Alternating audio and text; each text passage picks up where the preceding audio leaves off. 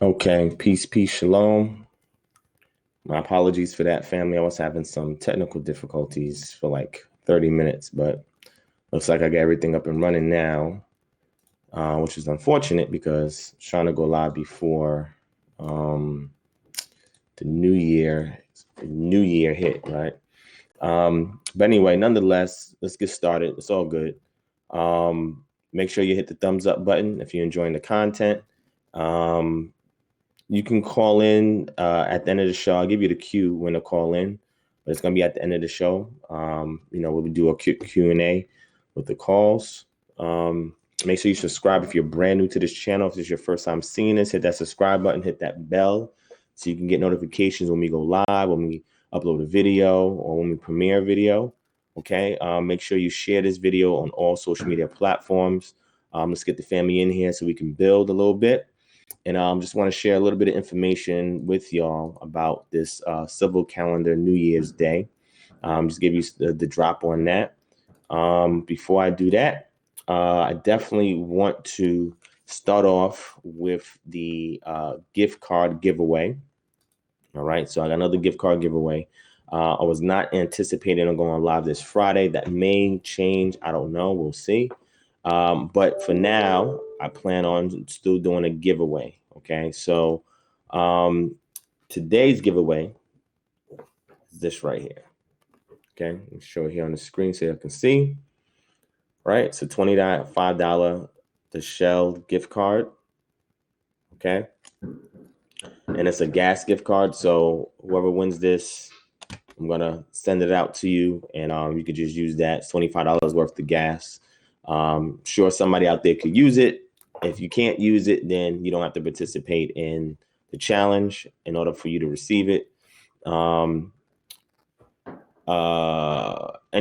man. I mean, Lion's Mane, it works really well. It's good. You need some phosphatidylserine and phosphatidylcholine. If you can get that also as supplementation, that's good as well. You want to get you some phenylephrine, and you want to get you some ginkgo biloba. If you get some ginkgo biloba, get some gotu, and Lion's Mane is another one. Reishi mushroom helps as well. And there's a couple of items that you can get far as, helping with memory and stuff like that. Those items help well. Also your V vitamin. So make sure you have a V vitamin supplement, or make sure you get it in your diet, or you make sure you get it in a multivitamin, right? Because that's also essential as well as far as memory is concerned. The objective is to try and get as much oxygen to the brain as possible. And whatever can cross the blood-brain barrier to help with synaptic and I would say memory forming cells as well. But those things can assist. So it's all good. Well, if you're in Cali, then you're 3 hours behind. So technically you're not hearing nothing outside just yet. I mean, here there's an abundance of fireworks going on. Very loud and obnoxious, but that's what comes part of this territory. Same thing with July 4th, you get the same thing as well. But nonetheless, I want somebody to win this gift card, and then after somebody wins this gift card, we're gonna go ahead and get started with this session.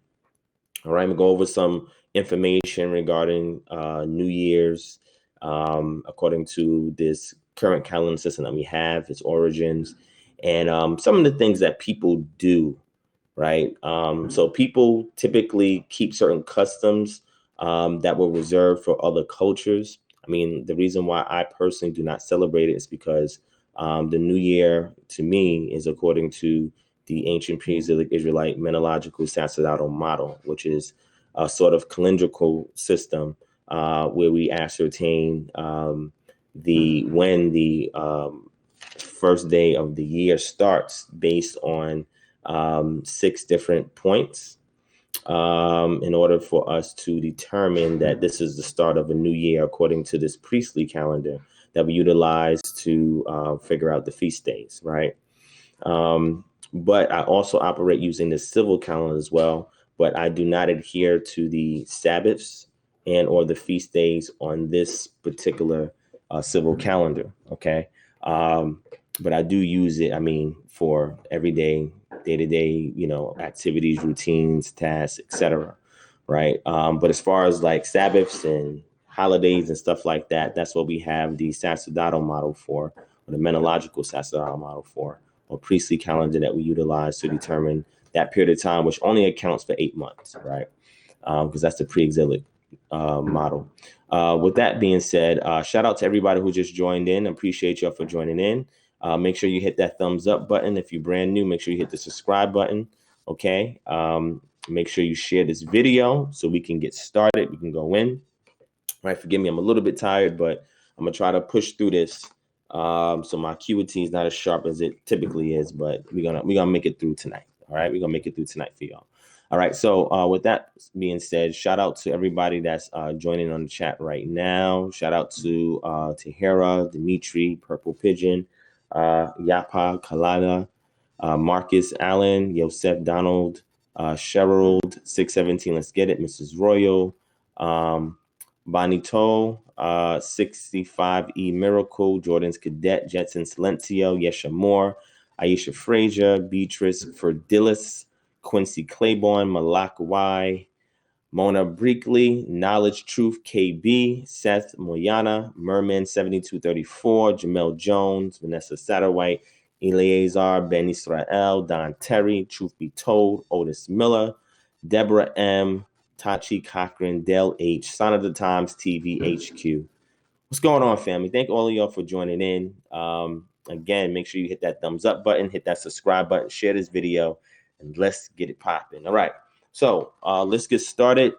Again, we have this $25 Shell gas gift card.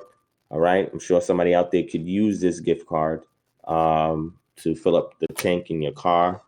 So this is going to get sent out to somebody just for viewing this. We got 2 giveaways that's still coming up for the Patreon because we got enough people to sign on.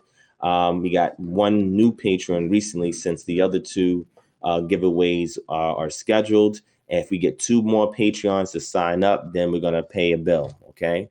We're going to do a challenge. And whoever wins that challenge, we're going to have about 3 finalists, pick from out of the 3 finalists, have them submit to us a bill that they have, the bill amount and what it's for. And then we're going to pay their bill, provided that it's under $200. Okay.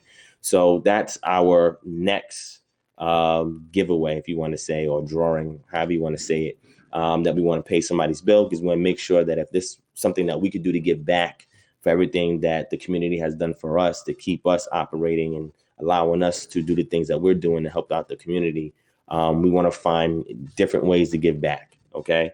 So if you're new to this channel, you may not be familiar with our Patreon. So what I'm going to do is I'm going to post that in the chat for y'all. And y'all can sign up for the Patreon. And if we get 2 more people to sign up, you can pledge 5, 10, 20, 40, 50, 60, 100. Doesn't matter. Whatever you pledge will be sufficient enough.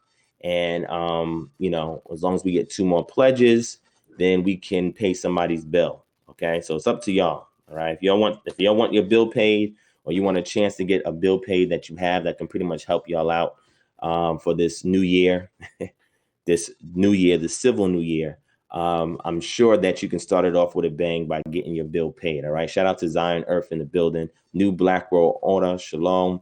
Deroyahu Bendora. What's going on? Thomas Jackson in the building. All right. So with that being said, family, let's get started. I'm going to get you started with this challenge. Like I said, the link is there. Click on the link, do a pledge. Let's get 2 more pledges and let's pay somebody's bill. All right. We already got the Hebrew Learn Biblical Hebrew pack going out for a giveaway that's scheduled, I think, for this week. And then we have the mysterious gift that we sent it out as well. That's going to be from, we're going to choose 20 people randomly, or not 20 people randomly. We'll just do all the Patreons and do a drawing from all the Patreons and send somebody a mysterious gift. When they win, we're going to inbox you on Patreon, get your shipping information, send it out to you. And then if we get 2 more Patreons, I would say in the next 24, 48 hours, then we're just going to pay somebody's bill. All right. We're going to pay somebody's bill. All right. All you got to do is pledge 5, 10, 20, 30, 40, 50, whatever you feel that you want to give monthly to ensure that KHM is up and running. And we can put in the work that we put in. Is greatly appreciated. I mean, so far we got like 75 patrons. So, y'all keep everything going. You'll allow us to give out free services and allow R&D to be poured into this channel, as well as everything that we're about. We're opening up new chapters in new cities. Since this is the 1st of January of the civil calendar this year, we're going to try to open up 10 more chapters in 10 more cities, okay, across the U.S. So, anything that your fund goes towards it. We have events coming up as well. One major one coming up in June. And there's some other events that we're throwing together as well. And also in Chicago, we got something going down in Chicago soon, sometime this summer as well.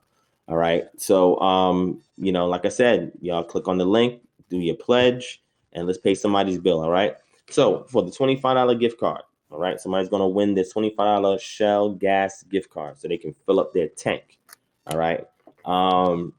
Here's the challenge. All right. We got enough people watching so I can get started. So here's the challenge. All right. So being that we are talking about New Year's, right? So here at KHM, we have the ancient pre-exilic Israelites, menological sacerdotal model, or you could say sacerdotal menological model, whatever the case may be. We use 6 different points to ascertain when we start the new year. So what I want somebody to do is give me all 6 points that we utilize. I mean, those of you who are watching, shout out to May Malman Malakban Yasharala, Chris Benya. Shout out to Chris Benya for signing up for our Patreon recently. We appreciate that. Hoshea Ya Ben Yahawada in the building. Jay Lockhart 25. Shalom. All right. So name the 6 points that we use at KHM in order for us to ascertain when to start the reckoning of time for our calendar. That's number 1. And number 2, tell me what is the first day of the year of that calendar on this civil calendar of 2020. All right. So tell me what are the 6 points that we use and what would be the first day. All right. Using those 6 points, that will be the first day that we use at KHM. All right. So whoever can get those, a 2-part question, but whoever can get that, I mean, you would have to actually be following this channel and be part of this channel to actually know that, and have watched our footage and videos and lectures on the calendar system. I want to see who's actually been following, who's been keeping abreast. Okay. But if you have frequented this channel often and you're familiar with our content, then this is something that should be second nature to y'all. All right. So like I said, 2-point question. Number 1, what are the 6 points that we utilize in order to determine when the start of the new year is for our KHM calendar, right? Our priestly calendar. All right. And number 2 is what day will we say is the first day of that calendrical system or our reckoning of time for the feast days. All right. 2-part question. All right. $25 gift card is waiting for whoever answers that question correctly. Okay. So, I mean, it's up to y'all. I don't see nobody putting anything in the chat, and we got a good enough people here. Truth be told said, can I get a clue? Said, can I get a clue? Oh, shout out to Dora Yahoo Bendora. He said he just signed up. He's just helping to get someone his bill paid. That's awesome, man. We appreciate your sacrifice for wanting to help others. KB said 1, 2, 3, 4. Well, you got 3 right. You said the 4th one. Jordan, what do you mean? Why are you confused? What's confusing you, my brother? Let me know. KB, you are close. You said barley, but barley falls under a header, right? So get those other 3, KB. You got 3 correct already. Get the other 3. What are the other 3? All right. Shout out to Gathering of Israelite Nation, Netherlands in the building. We got the Netherlands in the building. In Search of Yah's in the building. Truth be told, you said, can I get a clue? Well, yes, harvest. Nala said harvest. All right, that's 4. There's 2 more points that you're missing, right? You got 4 together already, but I need to see all 6. And then I need you to calculate what is the first day with those 6 points, all right? 1, 2, 3, 4. Gathering. You got 4. You got to list all of them. Oh, damn. Okay, Seth got it. All right, you got the first part, Seth, but he didn't put the second part yet. So whoever puts the first and second part, you'll get this gift card. Okay, so the gift card is right here. And Seth, we got you. Remember, we had that discussion. I got something I'm gonna send out to you, right? But look, you got the second part. What is the second part? What day? If you use that method, so truth be told, you see Seth's answer. Those are the 6 points, but he didn't get the second part of the question. All right. Yes, Alva Kelly, we do have a playlist on the calendar. All right. If you want, I can drop the link for y'all. Just give me a second. I'll get the link for y'all. I may have to, you know what? I'm gonna wait. I'm gonna wait. Okay. I'm gonna wait. 1, 2, 3, 4, 5. You got 5, Chris. You're missing one. Shout out to my brother Chris in the building. Thomas Jackson, yes, the date that we say is the first day of this calendrical model that we have going on here at KHM. Y'all pretty good. So I see that Seth is the only one that got all 6. Chris, you got 5. Seth got all 6. Gathering got 4. Knowledge got 2. All right. I need all 6. And then I need you to tell me what day. All right. So Thomas gave a date. Thomas, did you also give all 6 points as well? You got to do both parts because I'm watching. All right. I'm watching. So I'm going to give y'all a moment.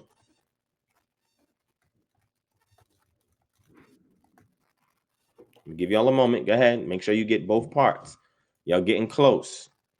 All right. Somebody's saying March 19th. Somebody says March 15th. Remember, if you're going to give me a date, you also got to put all 6 points as well. Even if somebody did it already, put all 6 points. All right. So I'm waiting. Y'all let me know. Y'all said, somebody said March 21st. I mean, if you look at all 6 points, is it really March 21st? Somebody says it's the month in April. Yeshua said it's in April. Okay, give me a date. Y'all saying it's in April, just give me a date. What date is it? What date is it? So look at all 6 points. All right. So Cheryl Blue said, what's the question? The question is, according to what we do here at KHM, we have something called the Ancient Pre-Exilic Israelite sacerdotal menological model, right? It's a calendrical system that we use to reckon time, especially the beginning of the priestly calendar that we utilize here for our feast days. All right. So I'm asking people, what are the 6 points that we use? And after asking them what's the 6 points, the next question is, what is the first day of that calendrical system that we utilize here? All right. So gathering, you got all of them. You said April, but give me a date in April. All right. I see some dates already. Do I see a right date yet? I don't see a right date yet. I don't see a right date yet. So I'll tell you, it is. I hope y'all out. It's in April. It's not March. Let me see. Let's go here.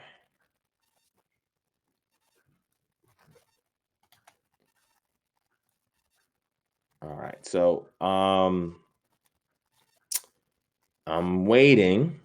I think, let me see. I see some dates. Y'all close. Now, Tahira, did you give the other 6 points too? You got to list the other 6 points. Dorf L. Oh, let me see, Dorf L. No, but you're close. Y'all are really close. Adaya, I'm looking. No, sis, that's not it. But y'all are really close.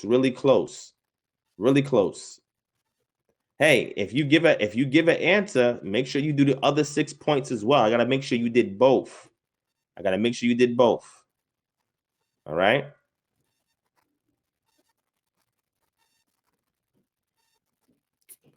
I'm waiting. Somebody got, I mean, I'm looking, somebody got one part of the question right, and somebody got the first part, and somebody got the second part right. So somebody got the first part right, somebody got the second part, but those two people, they didn't do the other part. They didn't do the other part. So come on, you got to do the other part. Come on, family, come on. Somebody, I'm telling you, the right answers has already been said in the chat. All right, the right answers. Remember the 6 points. All right, the 6 points is there. Vanessa, she says she sees it. Okay, like I said, all you got to do is just get both parts of the question. Both parts of the question, you should be good. If not, I'm just going to go with whoever is the closest, okay? I'm just going to go whoever's the closest, all right? So like I said, the answer, y'all answered it, but the people who gave half of the answer, what's the other part? The other part is what are the 6 points that we utilize in order to pinpoint that date, the start of the new year that we utilize here at KHM, all right? Like I said, I see both parts of the question answered, all right? So, Rahubat to you as well. Assalam Mahdi. What's going on? Uh-oh. I think somebody got it. Yes. So somebody got it right.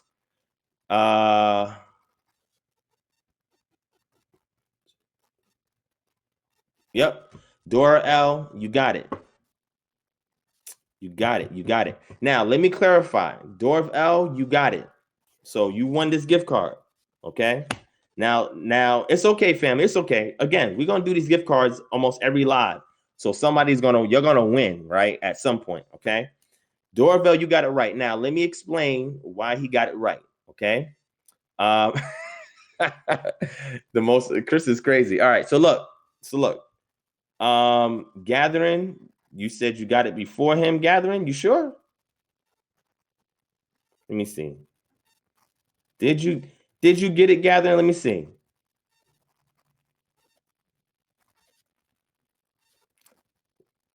One, two, three, 4, 5.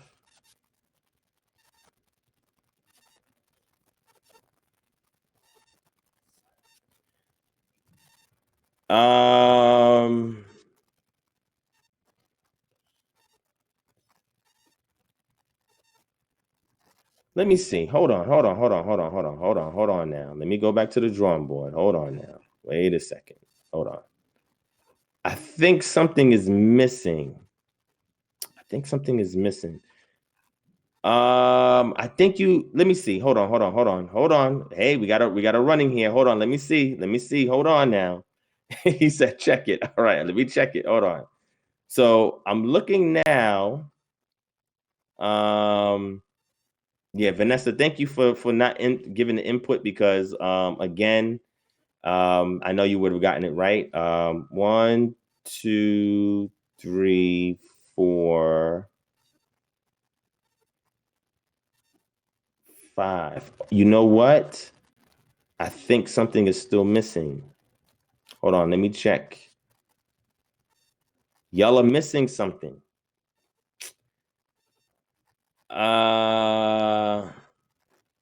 So Gathering, you are close.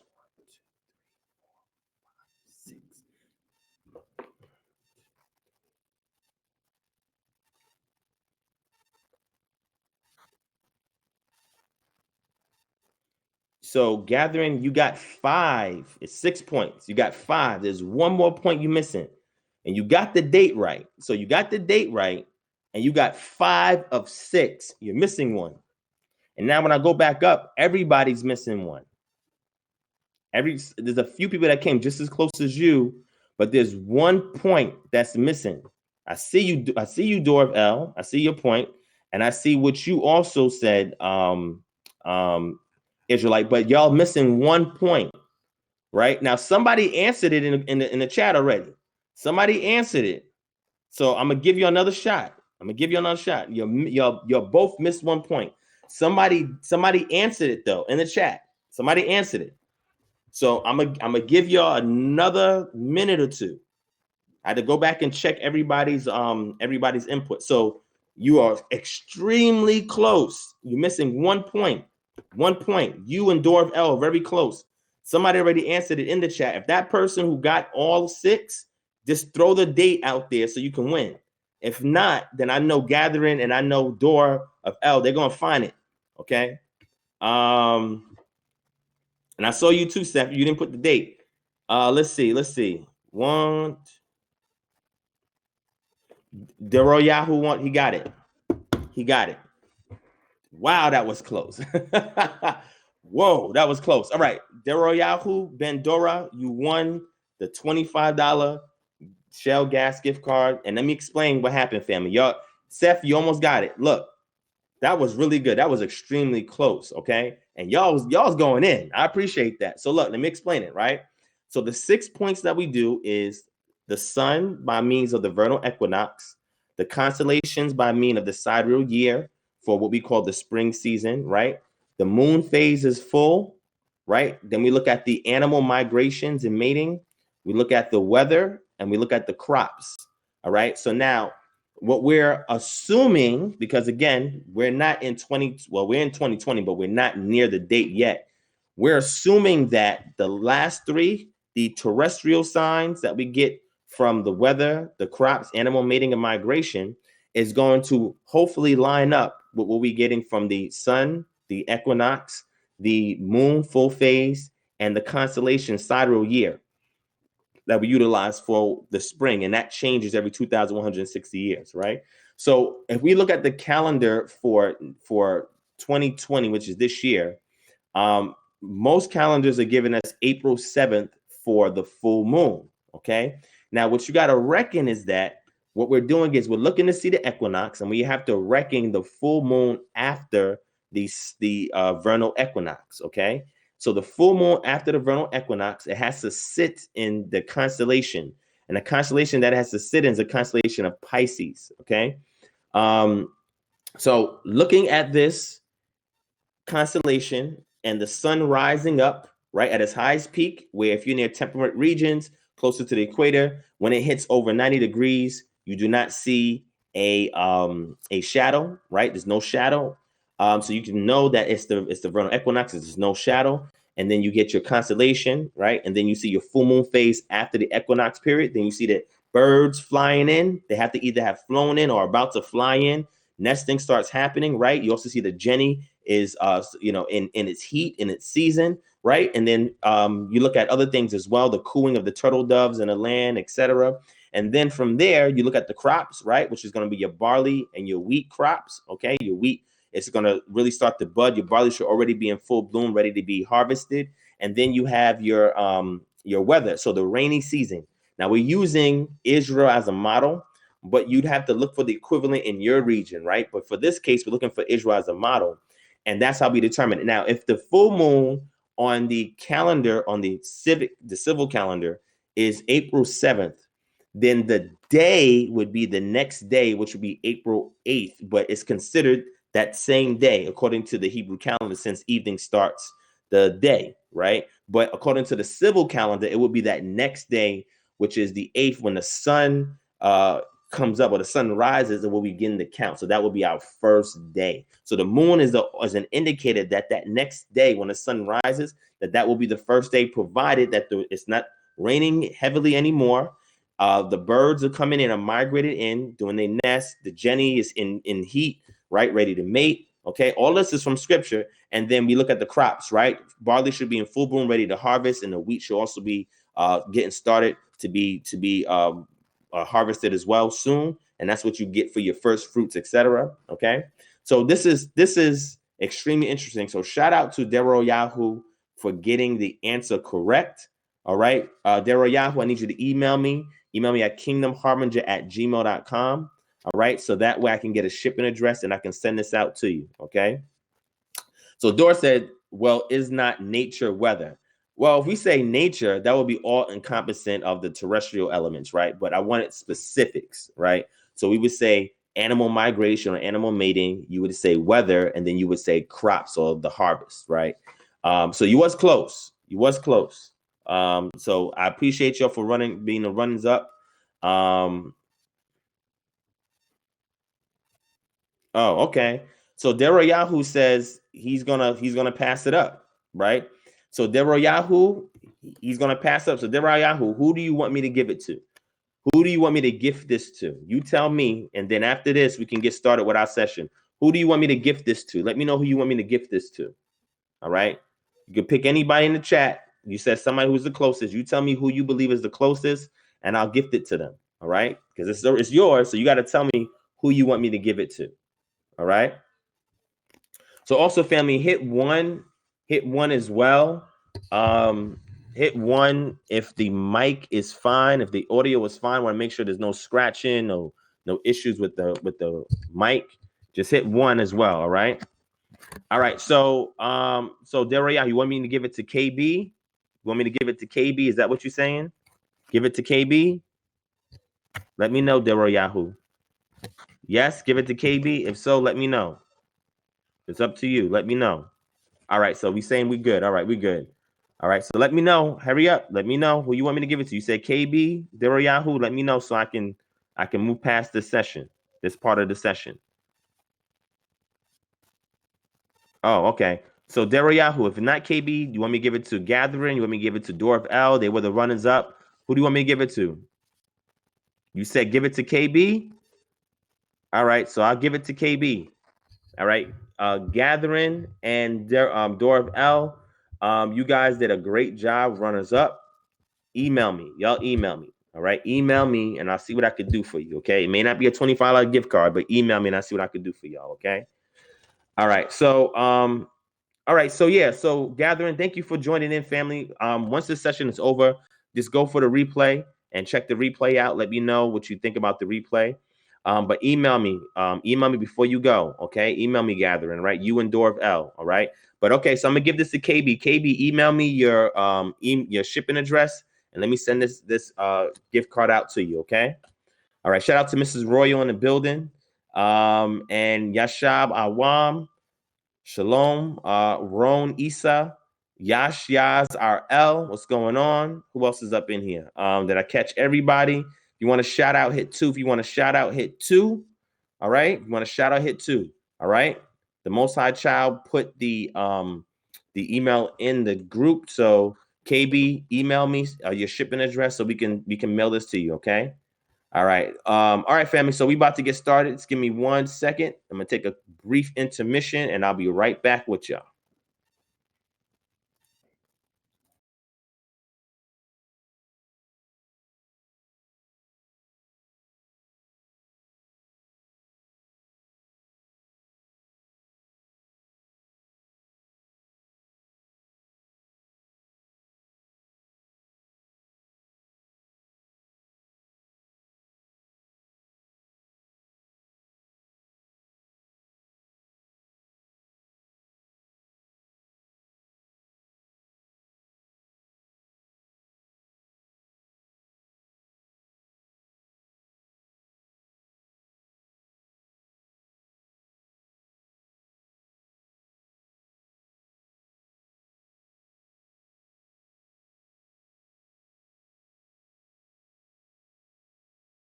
All right. So we are back and let's get started with this New Year's Eve special session. All right. So with that being the case, all right. Shout out to William Lowe in the building. All right. Let's see who else. Okay, Dora, I got you. Okay, I forgot that was you. My bad. I got you. All right, so let's get started. All right, so watch this, family. Let's get into this New Year's debacle. Okay, I'm gonna read a couple of things to y'all to give you some insight. We went through Halloween last year, right? We went through Christmas last year.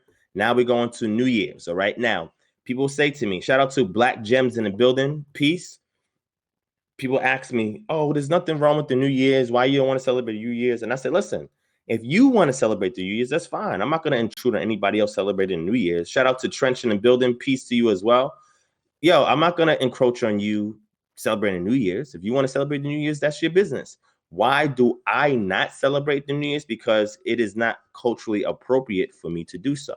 All right. That's why I don't celebrate it, because when people do certain customs, you are given honor and you are given, I would say worship, but some people, they feel funny about that word worship. I mean, you are indirectly, but you're given honor and you are partaking into a custom that originated with another culture who used it for a particular purpose, right? And you are engaging in that, okay?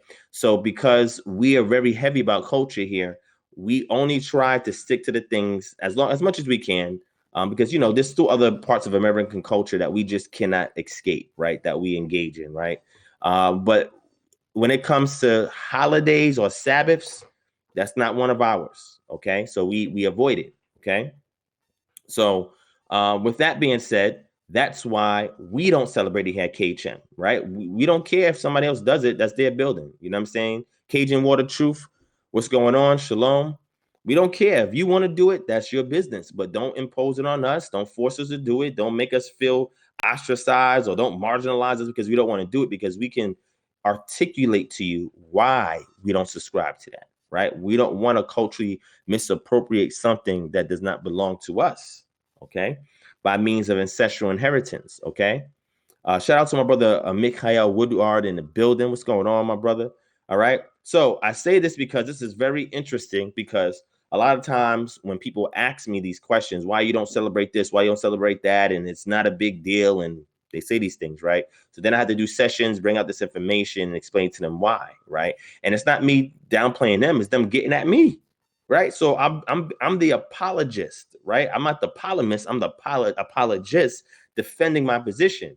So let's get into this information, right? Let me not let y'all wait any longer. Let's dive into this information, all right? So I grabbed a couple of things up, all right, that I want y'all to take a look at so y'all can follow me and see what's going on here, all right? So just give me a second. Just give me a second. Let me grab it up. All right. And we're going to read this together, okay? All right. All right, so here we go.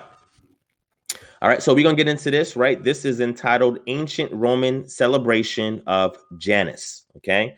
The Roman New Year originally corresponded with the vernal equinox. The early Roman calendar consisted of 10 months and 304 days, with each year, New Year, beginning at the vernal equinox. According to tradition, the calendar was created by Romulus, the founder of Rome, in the 8th century BC. However, over the centuries, the calendar fell out of sync with the sun, and in 46 BC, the Emperor Julius Caesar decided to solve the problem by consulting with the most prominent astronomers and mathematicians of his time. He introduced the Julian calendar, a solar-based calendar which closely resembles the more modern Gregorian calendar that most countries around the world use today. That was implemented by Pope Gregory, okay, much later.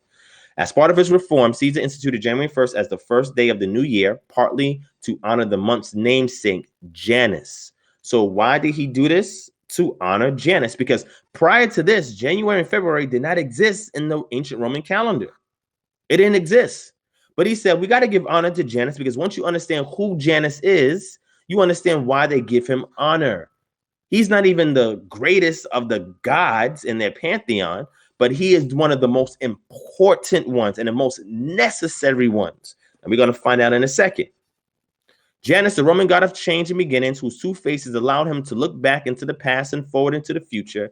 This idea became tied to the concept of transition from one year to the next. Again, you see where this culture is coming from, right? When people say, oh, that's the old me, and I'm about to show y'all the new me, the old me, new me. When you look at the Janus and the bust for Janus, you'll see is one side is facing back, and that's the old man's face with the scraggly beard, and then the face looking forward is the youthful face with no beard. You know, you say the old me, and this is the new me, right? Coming into the new year, so the old me does. You know, people come with these resolutions and stuff. We're gonna find out where resolutions came from. All right, has nothing to do with Israelite culture. Has nothing to do with Christian culture. Has nothing to do with any of that, right? Islamic culture, none of that. But we're gonna dive in to see where it comes from. All right, but just so you know, this concept, January was created in order to pay homage and honor Janus. And the best way to do that is Christmas Eve. Not Christmas Eve, my bad. New Year's Eve going into New Year's. And there's customs that we partake in that give honor to him. And then another custom is like pulled into the mix as well. And it's all amalgamation that then gets presented to us today. And a lot of times we just do things and we don't know the provenance or the origin of something. So I'm going to share it with you now. Romans would celebrate January 1st by offering sacrifices to Janus in the hope of gaining good fortune for the new year, decorating their homes with laurel branches, and attending what? Raucous parties. This day was seen as setting the stage for the next 12 months, and it was common for friends and neighbors to make a positive start to the year by exchanging well wishes and gifts of fig and honey with one another. Wait, so January 1st was designed to pay homage, and to honor Janus, the Roman deity of change and beginnings, right? The two-faced deity. And it's also on this day, the customs, you decorate your home, you attend raucous parties, right? And you exchange well wishes and gifts of figs and honey with one another. Interesting. Are people doing any of these things today? Yes, they sure are. Okay, let's keep going. So in the same article, what I did was I pulled up a free source you can get, the Encyclopedia Britannica. You can get, this one is outdated, but I'm going to show you the more recent ones as well. But I want to use this one because it gives a little bit more detail than the recent one that you can get access to online, all right? But let's go down and see what it says. January, the first month in our present calendar, consists of 31 days. It was, however, not the first month of the year in the British Isles till the reformation of the calendar was made in 1752, when the legislature, by an act passed in the preceding year, altered the mode of reckoning time from the Julian to the Gregorian style. At this point, at this period, it was directed that the legal year, which had commenced in some parts of the country on March 25th and in others with January, should thenceforth be appointed to begin always on the 1st of January. January derives its name from the god Janus, who had two faces looking in opposite directions, and Macrobius states that it was dedicated to him because from its situation, it might be considered to be the retrospective to the past and perspective to the opening year. The consecration of the month took place by an offering of meal, salt, frankincense, and wine, each of which was new. You know, you pop that bottle of champagne or wine. Yeah, this is the custom that you're engaging in. On the first of the month, all enmities were suspended. Presents were exchanged. That means it was the Sabbath. They stopped everything. Presents were exchanged. Consoles installed, etc. The principal festivals now observed in this month are the following: January 1st, which is New Year's Day, Feast of the Circumcision; January 6th, the Epiphany, 12th day; and January 25th, Conversion of St. Paul. See calendar. Janus, a Roman god after whom the month of January was named. His temple was opened in war and closed during peace, and the ceremony of closing it for the third time in the Roman history was performed by Augustus in 29 BC, when he established his authority over the whole empire. This temple, which was in reality only an arch or gateway, because, you know, he's responsible for guarding the gateway, okay, facing east and west, stood near the forum. When most of the Roman gods were merged in Greek divinities, Janus retained his native character. Why? Because there's really no equivalent to him. But we're going to keep going. Amid the obscurity that hangs over the genuine Roman religion, it is difficult to determine the nature and origin of Janus. It is probably that he was the chief deity of one of the races which was united in the Roman peoples, and that his worship was maintained beside but overshadowed by that of Jupiter, the chief deity of another of these races. And Jupiter is the chief deity of the Roman pantheon. All right. The hill of Janus, Janiculum, lay on the north of the Etruscan side of the Tiber and was doubtless the seat of his original worshippers. An Etruscan origin is thus suggested, and most authorities accept this hypothesis. The Romans themselves thought that Janus and the feminine Jana, i.e. Diana, were sun and moon, and the natures are commonly assimilated to the Greek Zaid. If, however, Janus was an Etruscan god belonging to the Etruscan element in Rome, he must then be identified with the Etruscan deity Ani, the form, or Anai, the form of the name being prompted by the word Janua, as Janus is the god of opening and beginning. The god is represented with two faces looking in opposite directions, a design found on the coins of the Etruscan Valatern, but possibly due to the influence of Greek art. All right, so we're starting to see something here very interesting. Let's keep going. Janus in Roman religion, the animistic spirit of doorways and archways. Janus and the nymph Camasine were the parents of Tiberinus, whose death in or by the river Albula caused it to be renamed Tiber. The worship of Janus traditionally dated back to Romulus in a period even before the actual founding of the city of Rome. There were many Janai, ceremonial gateways, in Rome. These were usually freestanding structures that were used for symbolically auspicious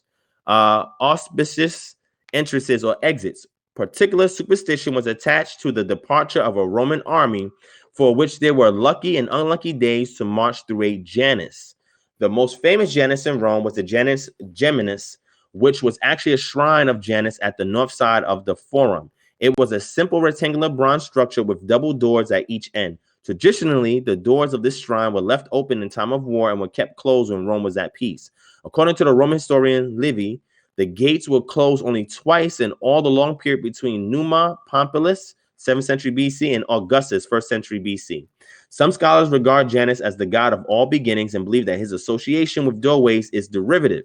He was invoked as the first of any gods in regular liturgies. That means before you can talk to any of the gods, you have to get through the gatekeeper, which was Janus. Okay, so whenever they did a liturgy or some kind of religious liturgical ceremony or gathering or whatever, they always invoked him so he could open up the gateway so they then can get access to the other deities. The beginning of the day, month, and year, both calendrical and agriculture, were sacred to him. The month of January is named for him, and his festival took place on January 9th, the Agonium. There were several important temples erected to Janus, and it is assumed that there was also an early cult on the Janiculum, which the ancients took to mean the city of Janus. Janus was represented by a double-faced head, and he was represented in art either with or without a beard, okay? Occasionally, he was depicted as four-faced as the spirit of the four-way arch, all right? Then it tells you this is from the editors of the Encyclopedia Britannica. So now we're getting more information on this deity. So January was added as a month. January 1st was added as the first day of the year, right? By the Romans, when you understand how the calendar system worked, that they had to kind of like, fix the calendar, right? And this is what we call intercalation. They had to fix the calendar by adding January and February, and January was there to honor Janus. Janus is the deity invoked before any other deities because he's the gatekeeper, right? He's the one in charge of the archways and the gateways, all right? Also, they would do certain things in honor of Janus for opening up the gateway for the new year, okay? So this is extremely important, all right? So we go here for January, first month of the Gregorian calendar. It was named after Janus, the Roman god of all beginnings. January replaced March as the first month of the Roman year, no later than 153 BCE. Okay, this is what this is saying here. And remember, the Gregorian calendar is just based off the Julian calendar, right? It was a change or alteration of the Julian calendar, okay? And I'm going to read this last thing to y'all and we're done, okay? Watch this. This is from history.com, the history channel, history.com, right? Sarah Pruitt. It says the ancient Babylonians are said to have been the first people, listen to this, to make New Year's resolutions some 4,000 years ago. Wait, the Babylonians? So when people do these New Year's resolutions, they're culturally appropriating from the Babylonians. Interesting. They were also the first to hold recorded celebrations in honor of the new year, though for them, the year began not in January, but in mid-March when the crops were planted. Now, remember, this was the same thing with Rome until they made the change, okay? During a massive 12-day religious festival known as the Akitu, the Babylonians crowned a new king or reaffirmed their loyalty to the reigning king. They also made promises to the gods to pay their debts and return any objects they had borrowed, make amends. You're making amends for the new year so you can start fresh. These promises could be considered the forerunners of our New Year's resolutions because they would be making a vow to others and the gods that they're going to do something. When you say, my New Year's resolution, I'm going to do this and I'm going to do that. And I'm going to do this. I'm going to do that. Where do you think that came from? Where do you think that came from? And the Babylonians kept to their word, their pagan gods would bestow favor on them for the coming year. If not, they will fall out of the God's favor, a place no one wanted to be. So when you make these resolutions, you're making vows, you're indirectly giving it up to whatever deity is receiving it based on the custom of another culture that created and implemented and applied it for a particular purpose. So your New Year's resolution, it comes from the Babylonian culture. When you do your Rosh, parties, that is done in honor of Janus. When you give people well wishes for the new year, that's in honor of Janus. Open up the gateway for January, so you give well wishes for people that's entering through his archway or his gateway. He's being invoked to open up the year when you celebrate the holiday or keep this Sabbath, because they said also everything ceased on January 1st. It was a rest day. It was a Sabbath.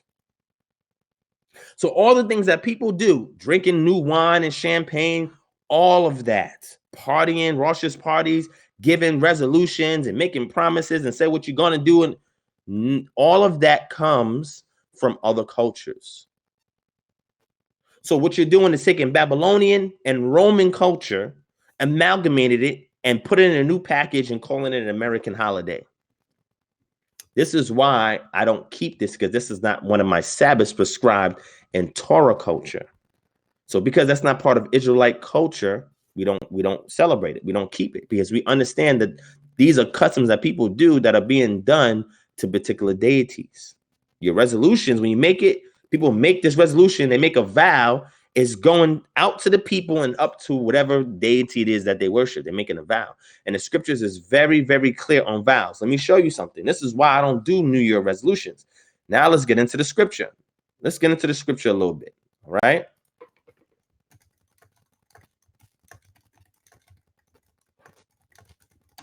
So let's get into it, okay? Let's go to Deuteronomy chapter 23 and verse 21, all right? Let's switch this back around. All right, Deuteronomy chapter 23, verse 21, and it says, if you make a vow to Yod-Heh-Wav-Heh, Eloheh-Ka, your power, you shall not delay fulfilling it, for Yod-Heh-Wav-Heh, Eloheh-Ka, your power will surely require it of you, and you will be guilty of sin. So people going out, throwing this vow out there, because when New Year's resolution is you making a vow to the deity, and the people are witnesses to the vow that you're making to the deity. And if you do not keep it, you will be guilty. If you say, oh, my New Year's resolution is I'm going to lose 20 pounds. If you don't lose those 20 pounds that year, Babylonians believe that you're going to fall out of favor with the powers that be, and that's not a good place to be. If you're a Christian, Israelite, Jew, whatever, and you follow the Bible and you make that vow and don't keep it, guess what? You're going to be guilty of sin. Why would you want to be guilty of sin? Because you're speaking or you're vowing something that you're doing prematurely. Just do it. Why are you making this vow? Because it's a custom. It is a ritual. Okay? It is something that is cultural, that people do and don't even know why they do it. They're doing it because they're in America, and we do it in America for New Year's Eve, and we just popping bottles and we partying and all of that, making resolution and vows, wishing people well and all this other stuff. And I'm not saying that's bad per se. All I'm saying is it can be bad, because the deity is going to require that whatever you put out there that you said that you're going to do is going to be required of you to do it. So why even put yourself in that position? Ecclesiastes chapter 5 verse 4 says, when you make a vow to Elohim, do not delay in fulfilling it, because he takes no pleasures in fools. Fulfill your vow. It is better not to vow than to make a vow and not fulfill it. Ecclesiastes chapter 5, verse 5. Why even do this? There's no need to make a resolution. Just do it. You can wish people well any time of the year. You ain't got to wait to New Year's Eve, going to New Year's to wish people well, Happy New Year, and all this other stuff. I don't partake in that, because I understand that is not part of my ancestral inheritance. So I leave it alone. But people engage in this. Okay? People engage in this. And that's their business. I don't do it because it's not culturally appropriate for me to do it. All right?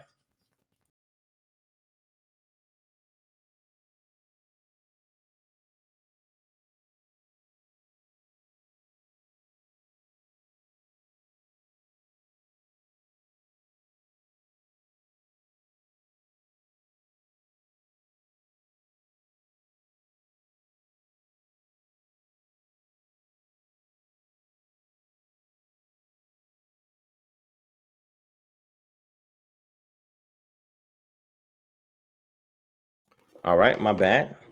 I had to step away for a second.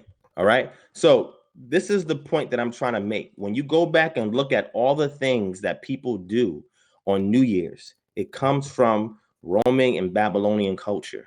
Okay. You can go back and you can look up the primaries on these things and you can validate it for yourself. All right. I'm pointing you in the right direction. You can go look up the rest of the research. But I like to share things that are public that you don't have to buy books to go and read to do because everybody might not have access to it. And I want to give you an opportunity to fact check what I'm saying. So that's simply why I do not engage in it, because it is something outside of my ancestral inheritance. And that's why I leave it alone. So people are doing this thing, not understanding. So shout out to everybody who gave. Shout out to Gatrell McKinney. Thank you so much, my brother. I appreciate that. KB, I appreciate that. All right, KB, I'll do that, my brother. No problem. Thank you so much for the donation. I appreciate that. Doroyahu Bendora, thank you so much for that. I appreciate that. I agree. So I'm gonna hook y'all up. Shout out to y'all are awesome in this chat, man. This is why I love the energy we attract here. You know what I'm saying? Because people know, you know what I'm saying, the wave that we on. You know what I'm saying? So we see that by the brotherhood and sisterhood in the chat. And when people come in here and troll, we beat them up. You know what I'm saying? This is not the place you want to be, right? If you want to put yourself on a chopping block, then it is what it is. You know what I'm saying? But anyway, family, at the end of the day, this is why we don't keep this Sabbath day, right? It's a rest day, right? Because you get the day off. You know what I'm saying? I get the day off, but I'm gonna work anyway because that's not my Sabbath. Okay. But this is why you get the day. Anytime there's a Sabbath and it's a day of rest, it's a holiday and it is being set aside for another culture, another deity, or whatever the case may be. That has nothing to do with us. So I leave it be. And anybody that does it, fine, do you. The fireworks element of it is something totally different. Totally different. Remember, we saw there that it said the Romans will go to war when they get Janus's blessings. I'm gonna leave that alone. But you can go ahead and research it and see where that element comes from. Okay. So this is why I want y'all to understand that if somebody comes to you about New Year's and tries to belittle you about New Year's, just give them the facts. Ask them, hey, you know, what things are you going to do for New Year's? You're going to do your resolutions? Cool. You're going to pop bottles and drink your new wine, new champagne bottles you ain't pop all year? All right, cool. You're going to go out and party, right? Party like it's 1999. You're going to go, oh, okay. You're going to wish people, give well wishes, right? Say Happy New Year. You're going to do all that too, right? Oh, okay, cool. So you're going to do those 4 things and you're going to make your vows, right? Your resolutions. Okay, cool. Awesome. Can you tell me where any of those things come from? Like, why are you doing that? I'm just curious, you know, because you're saying that something's wrong with me for not keeping this. But I actually know where all those things come from. I do. Yeah, I do. I know where each one of those things come from. Do you? Right? And a lot of times they be Christians that be turning up, right? And they always say this is pagan. They call everything pagan. But yet they engage in paganism themselves. Remember, I went over these terms, that word pagan, that word heathen, and that word heresy or heretic. These are terms that really did not have a derogatory meaning until Christianity stepped on the scene. And then they use it as slurs. They use it to slander you, right? They use it as ad hominems. It don't bother me no more because I know where those words come from. It don't have any efficacy when it is placed upon me. I don't receive it. And when I do receive it, it's fine because I know the etymological reference to the actual word itself. So I look at the etymology of the word and not the connotation they add on it to use it as slander or slur. It don't bother me. But all I'm saying is the things that they call pagan, they call everything pagan. They call Israelite, y'all pagan. And but you partaking in New Year's and I'm pagan? You making resolutions, you making vows. What does your Bible say about making vows? You about to pop bottles, right? You about to party like it's 1999. You about to do these things, right? Oh, you know where that come from? Oh, you don't know where that come from? Oh, okay. Oh, you wishing people well too, right? Oh, man. And you said everything is pagan. You know that's pagan too, right? You didn't know? You don't know where it comes from? Oh, well, were the ancient Romans, were they pagans? Would you say they were pagans with their pantheon? You know, Jupiter and Mars and them. Yes. Oh, they were? Cool. Would you say the Babylonians were pagan too? They were? Oh, okay, cool. You know what the Akitu festival is? No?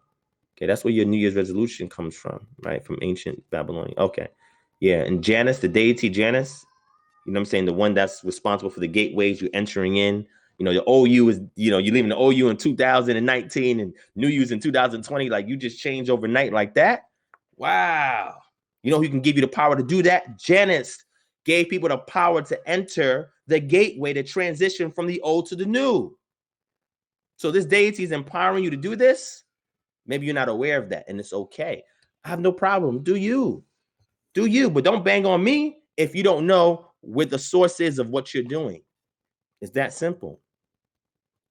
And that's what we do. I don't bang on people just to bang on them. If that's what they do, that's fine. But when they approach me with it, oh, there's nothing wrong with New Year's, and okay, I didn't say nothing was wrong with you. So why are you being all okay? And I lay it out for them. This is why. I give them a sound, reasonable explanation. This is why I don't partake in it. You can do whatever you want, right? You believe when in Rome, do what the Romans do. That's your business. I'm going to do things according to my culture as much as possible. And if I have to make some compromises here and there because I live in this society, then I will do that. But I'm not just going to go along with the program just because. You see, when we study salmon, okay, what happens with salmon is salmon gets taken downstream. But the salmon that are strong enough and that have the vigor to mate, they go upstream. They go against the current to be productive. The only way that we really can have some form of productivity coming into the new year, we have to go against the grain. We have to go against that stream of pressure, of that force, and that would be peer pressure. That would be the societal pressures that are placed upon us for us to do in Rome what the Romans do. But when you take a stand and say, no, I'm not going to do that, and this is why, you don't have to belittle anybody, curse anybody, or force anything on anybody. You just take a stand. But when you take a stand, you stand out. And when you stand out, people come to you, but just be well equipped and just find a way to do it. Like, just say, yo, so what you about to do with the years? Oh, New Year's Eve, you about to, oh, yo, that's cool. What else you about to do? Oh, cool. Where do you get this from? Like, you know what I'm saying? Like, why you do these things? I'm just curious. You just open up a dialogue, right? And you do it in a way where it doesn't seem like you're being menacing or intimidating. It's like you open up a regular conversation of inquiry and you just want to know. And then there's a way for you to educate, right? Without having to yell, scream. It's just your approach, right? So I'm just laying it out for y'all. All right. Just want to shout out to Adeb BC Moss in the building. Alonzo Coleman Issachar. Peace. What's going on? Moriel Fall. What's going on? Deraya, who emailed that to me too. I'm gonna go check that book out. I appreciate that.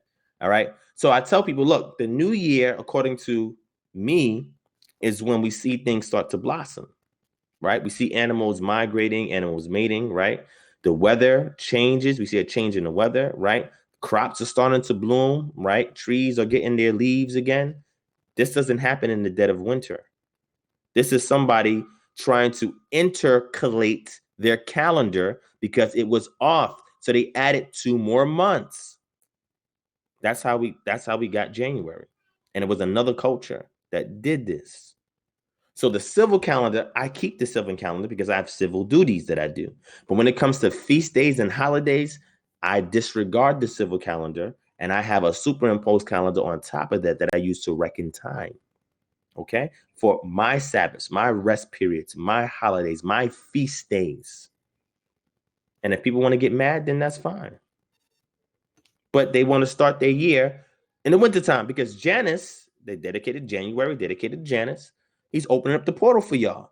You know, those of y'all saying, yo, the old me, yo, I'm leaving in 2019. And you know what I'm saying? I got resolutions for the new year. Janus is like, oh, come on in. Janus is welcoming you in with open arms. Janus says, oh, come on in, man. They don't even know who it is that they paying homage to.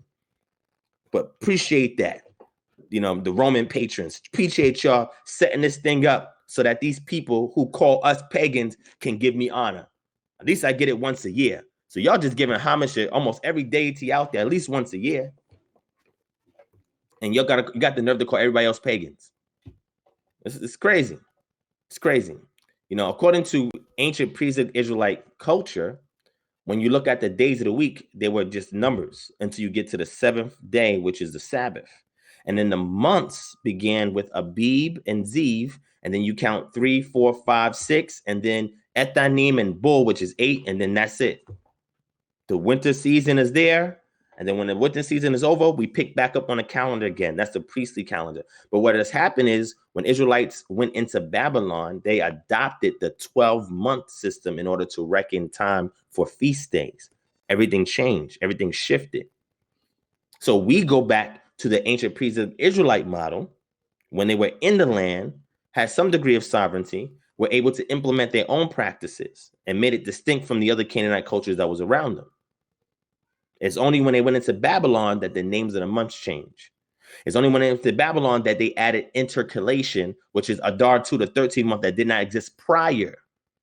It's only in Babylon that you start to see other things pop up as well. You start to see, sin, the deity Sin and the worship of Sin. Mesopotamian deity was represented by a crescent moon. And then now the crescent moon element was used as the moon phase. Okay. So I'm just giving you information just to understand the transition, to know we got to strip away all these other cultural practices and customs from the other nations so we can go back to that pure devotion to Yah. So we can know what our culture is. Your culture is tied to your identity, which is tied to your spirituality. If your culture is jacked up, your spirituality is going to be jacked up and your identity is going to be jacked up. And then you're not going to have any kind of immune system, external immune system to protect you from threats that seek to undermine your cultural identity. So we got to put these things back in order. We got to structure these things back so we can get back to what we need to do, what our purpose is. Okay? We're the light. We have to change. If we are dim light, then nobody's really going to be attracted to what it is that we're doing. But when you stand out, it's different. People will pay attention. Okay. So I just want to drop a little bit of that information for y'all. You can go back, do your research. Y'all can utilize it for what you want to. You can use it as a means of sharing this with family, friends, and associates, co-workers, whatever. But simply, I refuse to allow anybody make me feel bad for not keeping a holiday on a Gregorian calendar. It doesn't affect me anymore. At one point, it made me feel kind of bad. Say, you know what? Maybe I'm making a big deal about this. Maybe I should just do it. Now I'm not compromising.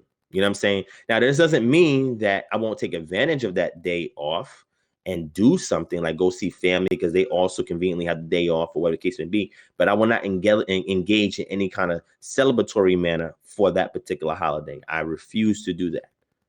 Right.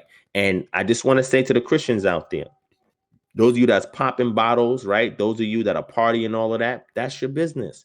But don't come at us and say that we pagan and you over here engage in all these pagan practices. That means you just as pagan as us. Okay. I'm just saying. All right. I'm just saying. Anyway, family, I just wanted to lay that down for y'all to get y'all to think critically. Go back and do your own research, right? Look at further into the sources that speak on these matters. Try to get as many parameters as you can. Use the CRAP test, CRAAP. If you don't know what the CRAP test is, I'm going to go ahead and show it to you on your screen because I like to teach people how to research, right? And that's important, okay? So I'm going to show it to y'all right now so y'all can see. All right, let me show y'all the CRAP test.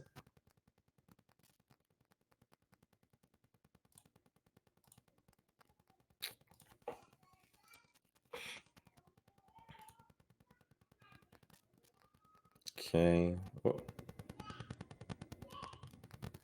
Okay, there we go. All right, let me show you the CRAP test. All right. All right, family, this is the CRAP test. All right, it's right here on your screen. Take a look at the CRAP test. All right. So the first thing starts for currency, the timeliness of the information. When was the information published or posted? Has the information been revised or updated? Does your topic require current information, or will older sources work as well? Are the links functional if you're doing any kind of online research? Relevance, the importance of the information for your needs. Does the information relate to your topic or answer your question? Who is the intended audience? Is the information at an appropriate level, i.e. not too elementary or advanced for your needs? Have you looked at a variety of sources before determining this is the one you will use? Would you be comfortable citing this source in your research paper? Authority, the source of the information. Who was the author, publisher, source, sponsor? You got to get the background information on whoever it is that is speaking about this information, so you know what they're about.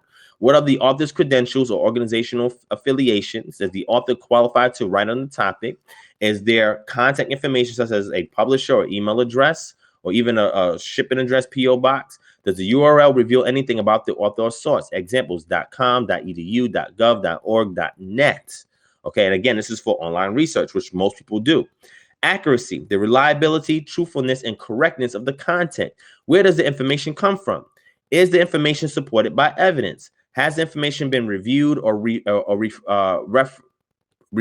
or refereed? Can you verify any of the information in another source or from personal knowledge? Does the language or tone seem unbiased and free of emotion? That is extremely important.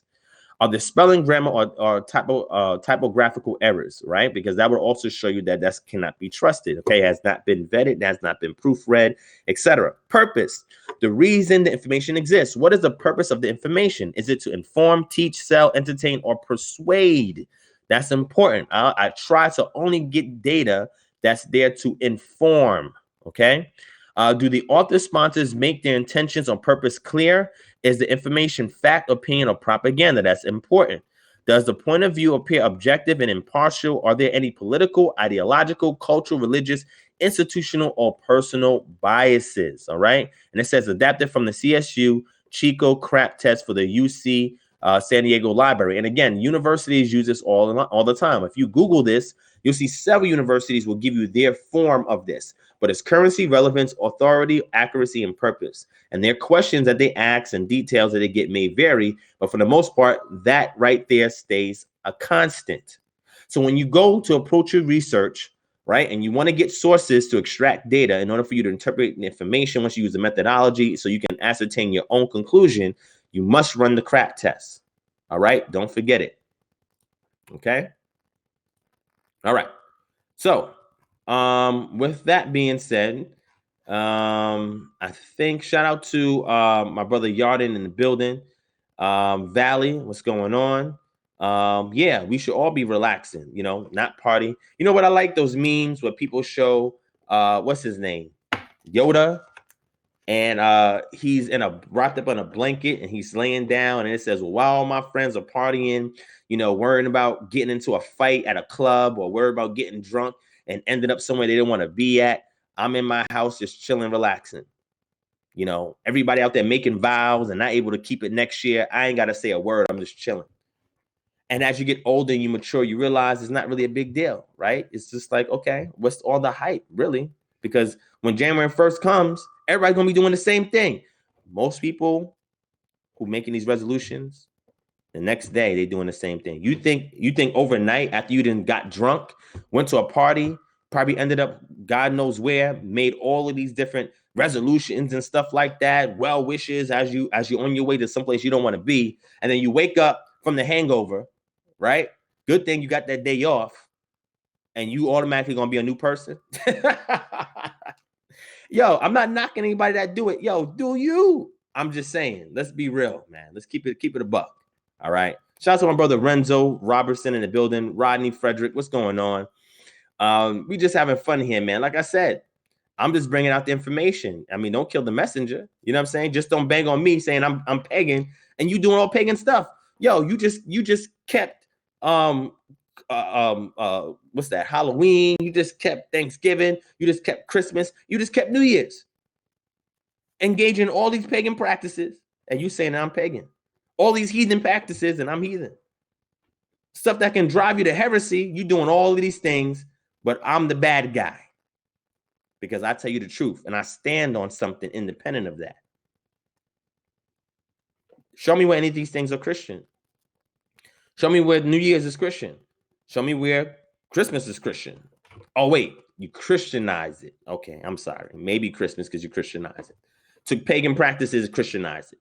And didn't even know the when it happened and all that. I had to give you all that knowledge, but okay. And then we go to Thanksgiving and give you the history on Thanksgiving.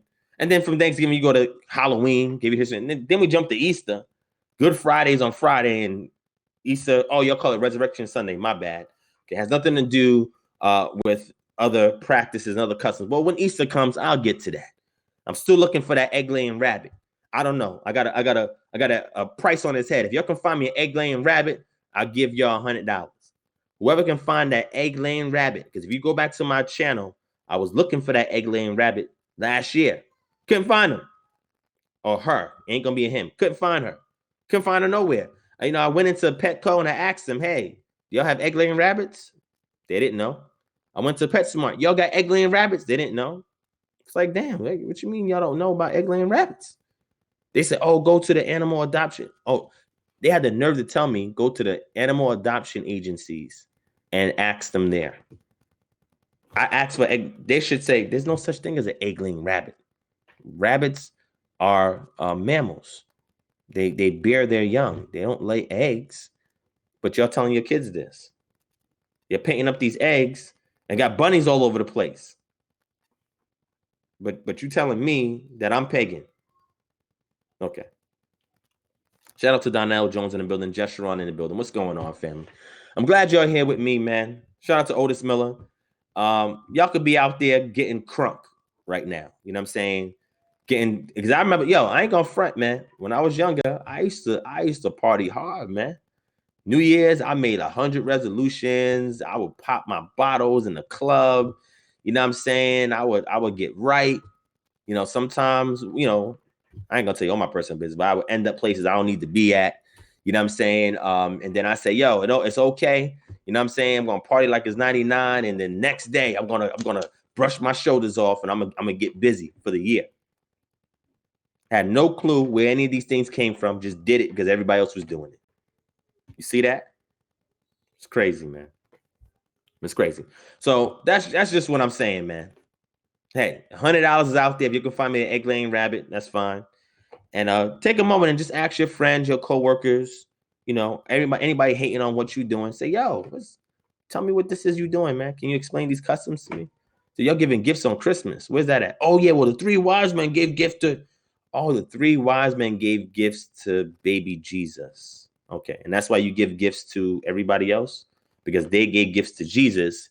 Now you give... Oh, so everybody is a little Jesus. Oh, if they're Christians, they're supposed to be following... Oh, I see what you're getting at. Okay. I guess I follow what you're getting at. All right. It's crazy, man. Shout out to the daughter of the Most High Yah. Shalom. How you doing? So, it is what it is, family. Look, I'm just putting out the information. Don't get mad at me. You know what I'm saying? Oh, nah, man. You said you need the money to fund the search. Oh, man. It's all good, man. It's all good. But anyway, and I also did a video on July 4th, too. I was like, what was your ancestors doing on July 4th, man? 1776, July 4th. My ancestors were still picking cotton. What was your ancestors doing, man? What I'm celebrating, y'all got that. I got that big flag and all of that. You know what I'm saying? Like, July 4th, man. You know what I'm saying? July 4th. You pop bottles on July 4th too. Watch the fireworks and all of that. You know what I mean? And your ancestors were picking cotton. Your ancestors was in the sugarcane fields, getting sugarcane out. You know what I'm saying? Your ancestors was getting their butts whooped. You know what I'm saying? Watch the independence of their slave masters, and they still slaves. Shout out to Matthew Yahoo Bang Israel of the building. What's going on? Chianti Gates, what's up? Fro Scola. You said a geek.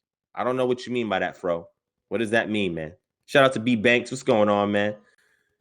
So I'm just saying, don't let them marginalize you. Don't let them belittle you. You take that as an opportunity to educate them with swag, man, with style. Be cool when you do it, right? Be smart when you do it, right? Be creative when you do it. And I'm telling you, they have no choice but to listen. Even if they don't want to receive it, it's all good because cognitive dissonance is real. Shout out to Randy Russell in the building. You know what I'm saying? So, hey, okay, family. I just wanted to share that with y'all. So with that being the case, man, let's get into the phone calls, man. Hold on 1 second. Let me go get my phone so we can get into the phone calls, all right? Let me get my phone. So those of you who are in here, hit that thumbs up button, family. There's a lot of y'all in here, but it's not matching the amount of people, the amount of thumbs up we have. Hit that thumbs up. Make sure you hit that subscribe button. If you're brand new, hit that bell notification so you know when we go live. And I know y'all was going to be up late tonight because some of y'all probably rushing to get home, or some of y'all probably out right now partying, saying, yo, let me just jump in Divine's chat. So, you know, it's all good. Yo, do you, family? Do you? I'm just going to do me, right? Don't encroach on me doing me while you doing you. That's all I got to say, man. Share this video everywhere so that way your friends, your family, your coworkers, they know what it is. We got a call. Hold on. Wait, before you call in, give me a second. I didn't get the phone yet. Let me go get my phone. Hold on. But I just want to say, don't let anybody make you feel bad for knowing the truth, for standing for something, because they want to go along with the crowd and you want to be that salmon that want to go and be productive and make things happen to bring forth a new generation. You know what I'm saying? We got to do this thing. Shout out to John Williams in the building. Okay. So it's all good, family. So all right, give me a second. Let me go grab my phone. Shout out to SJ Lewis 42 in the building. Peace to you as well, my brother. All right. Facts, y'all. Then you know what I'm saying? So shout out to Rufus Kemp. So yo, fam, I'm just saying, you know, this times that we can party as Israelites, right? This year, I want to start creating socials that we can get together and we can break bread. You feel what I'm saying? We can have fun. You know what I'm saying? I got one coming up in June that I'm setting up. You know what I'm saying? So don't think because you're an Israelite that you cannot get it in. You just don't have to do it the way everybody else around you is doing it. Your swag got to be cut from a different cloth. You got to move different. You got to be different. You got to speak different. You feel me? So they can see that light and be like, yo, what's that, man? Like, I never tasted that before. Like, what's that? You know what I'm saying? To draw them in. You feel me? You got to stand out to do that. And it may not be easy. And you're going to stumble. And it's okay. I'm not saying nobody's going to do this without flaws, without blemish. But the objective is so that you can strive and get it right. You feel me? So the more we able to do this for the community and create these socials. And again, we got our feast days where we turn up on our feast days. Okay. And then we create our socials in between. We set the standard, man. We raise the bar. We're the status quo, not what they set in. We the change that we want to see in the community. When they want change, they're going to know to come to us and we will implement it. We will show you cultural autonomy. We show you how to fix your community and get it back together. We show you guys how to be a more close-knit community. We show you how to move in a society and remove the societal ills that's plaguing and destroying our people. We're going to show you how to do this, son, because that's how we get down from our culture. That is our immune system to protect us from all the other confusion that's out there. We ain't got to amalgamate nothing. We got that straight, uncut, raw. That's what they want. That's what they want to come after. They got the diluted, watered down stuff. We're not giving that here. We're not serving that here. And that's all I want to say. We want to lay it down for y'all. Brick by brick, however you want to call it. Brick by brick. That's how we get it in. So with that being said, you stand for something, man. Don't fall for anything. You stand for something. And I know it's not going to be easy. You must weather the storm. Because no matter how great the clouds are, how heavy that rain is, the sun is going to shine. But you got to stand. You cannot give up. And if you need help, you need assistance, you need somebody got your back, email us, kingdomharbinger@gmail.com. Holler us, and we'll equip you. We'll get you in the game. You feel me? We'll anchor your feet so that it's flat-footed and you ain't got to move nowhere. We're not going to let them catch you out there or get the drop on you. We're not going to do that. We're going to provide the drop. All right? All right, family. So let me go ahead and get that, man. Shout out to Big Man in the building. I'm gonna go ahead and forget my New York talk. That's how I talk, man. I'm from New York. You know what I'm saying? But anyway, let me go ahead and get my phone. Shout out to Kevin Graves in the building. And I know y'all want to blow up the phone. So let me go grab the phone. I'll be right back with y'all. Quick intermission. Let me grab the phone, get some water. I'll be right back with y'all. All right.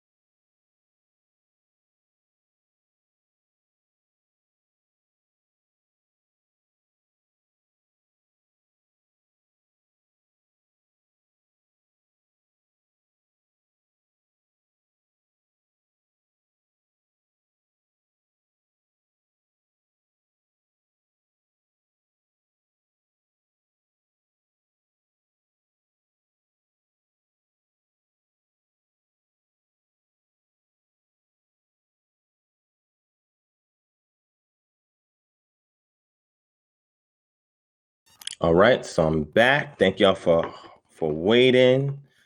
All right. Matayahu, that's what you think. All right, that's what you think. I'm sure you're not the only one. All right, I'm sure you're not the only one. So hopefully, we can find some people around you that you can get in touch with and you can turn up with them. All right. So shout out to you for standing strong. Keep standing, and you will be equipped with other people that you can fellowship with and kick it with. All right. All right. So hold on. Let me get the phone together so that y'all can call in. All right. Just give me a second. Let me set this up. Taki, you in Miami.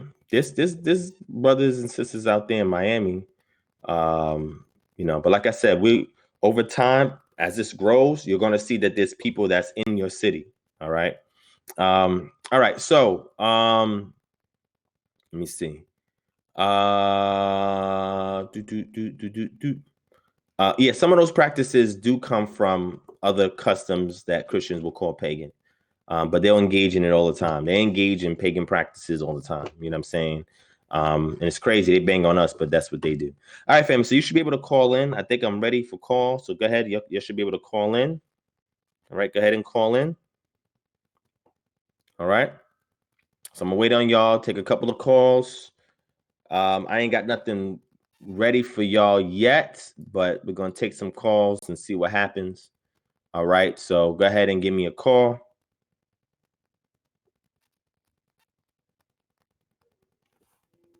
All right, here we go. Call from.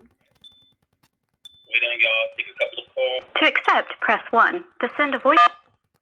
All right, shalom, shalom. What's going on? Hello? Yes. Hello. Oh, I'm just trying to make sure. You may want to just mute your TV or your whatever's playing the YouTube. Okay. All right. What's going on? What's going on? Is that good? Yes, that's perfect. That works. All right. I just have a couple of questions. All right. Hopefully, I'll do my best to answer it for you. No problem. All right. What's your name? What's your name, by the way? I'm going to go by an alias. So can I just be called Ak, brother, Aki, whatever? Aki. Okay. All right. No problem. All right. So I have a few questions, and most of it's going to deal with the physical, with the flesh. I have a couple of questions dealing with the spirit. I don't know if I have enough time to get into it, as well as prophecy. But so I guess I'll begin with question number 0. So what evidence can you give me to prove that the Bantu and Afro-Americans descend from Israel? I have friends and family that either are interested in knowing or they're skeptical. With that being said, is there any facts such as Y-DNA, genetics, migration patterns, cultures, or anything that you can link me? I guess I'll give you my email when I get a chance. Mm-hmm.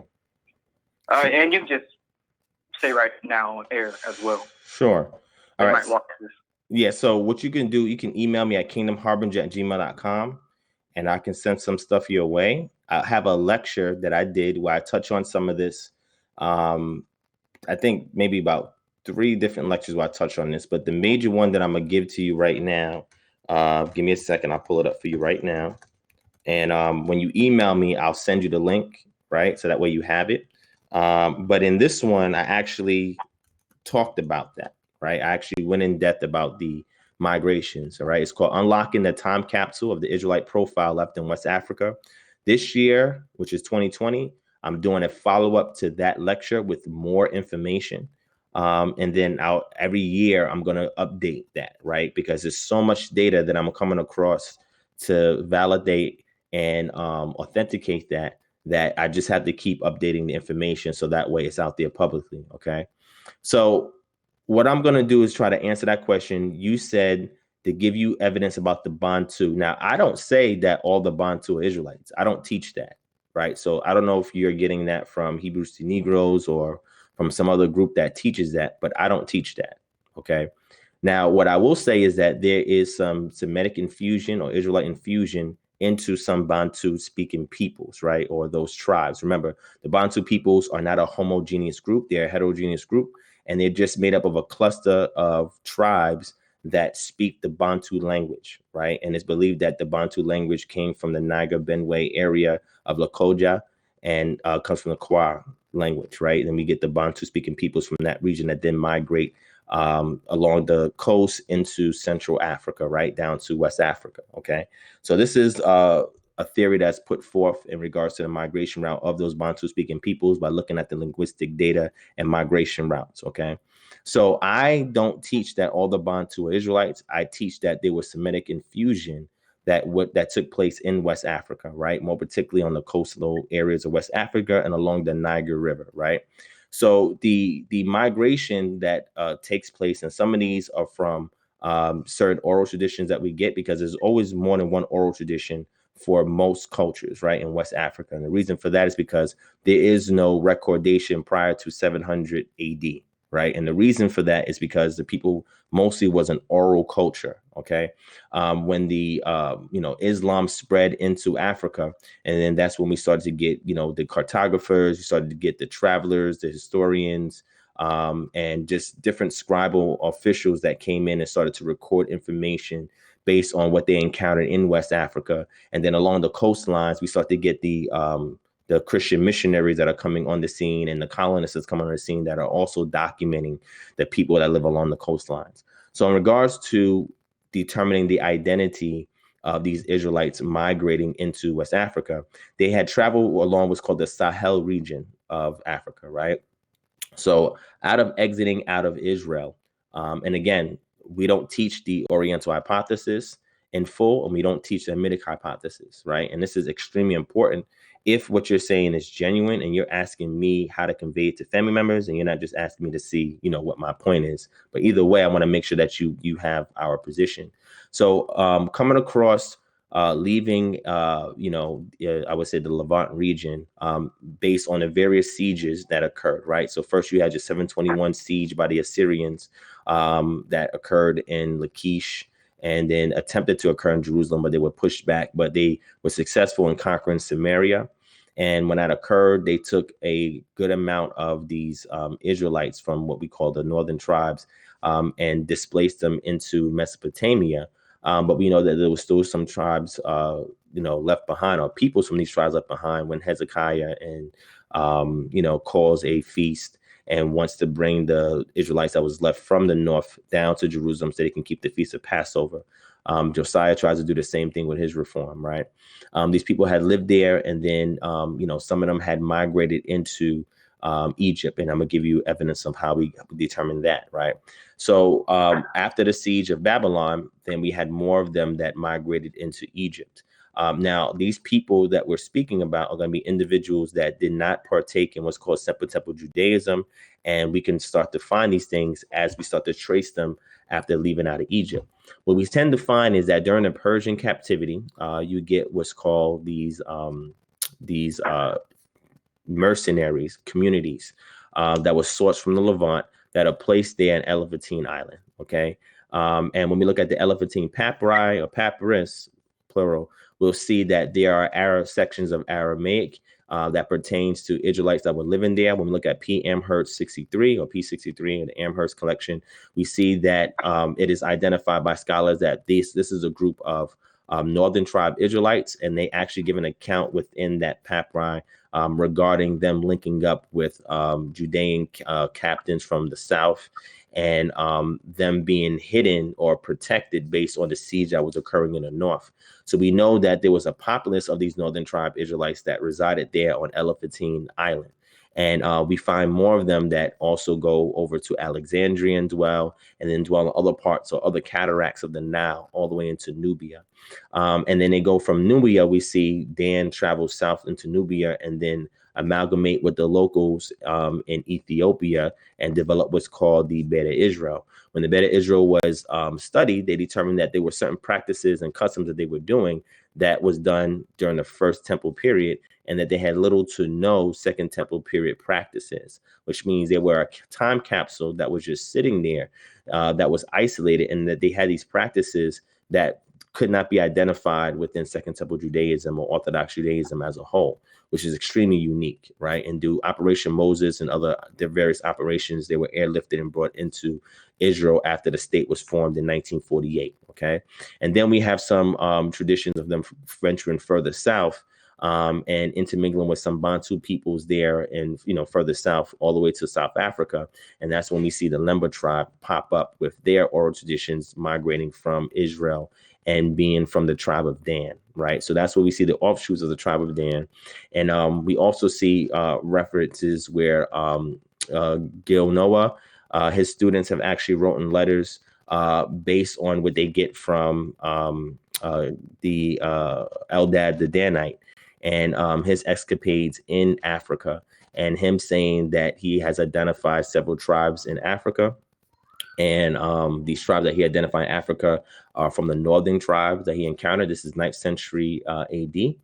And after encountering these individuals in West Africa, then Noah's his students later on in the 17th century, they start to write letters to travelers that are going in these regions where it was believed that the northern tribes abided, and to bring these letters there because they was getting word back that they were prospering in Africa in those regions. Okay, those same people, they took portion of them had broken off and they had ventured west.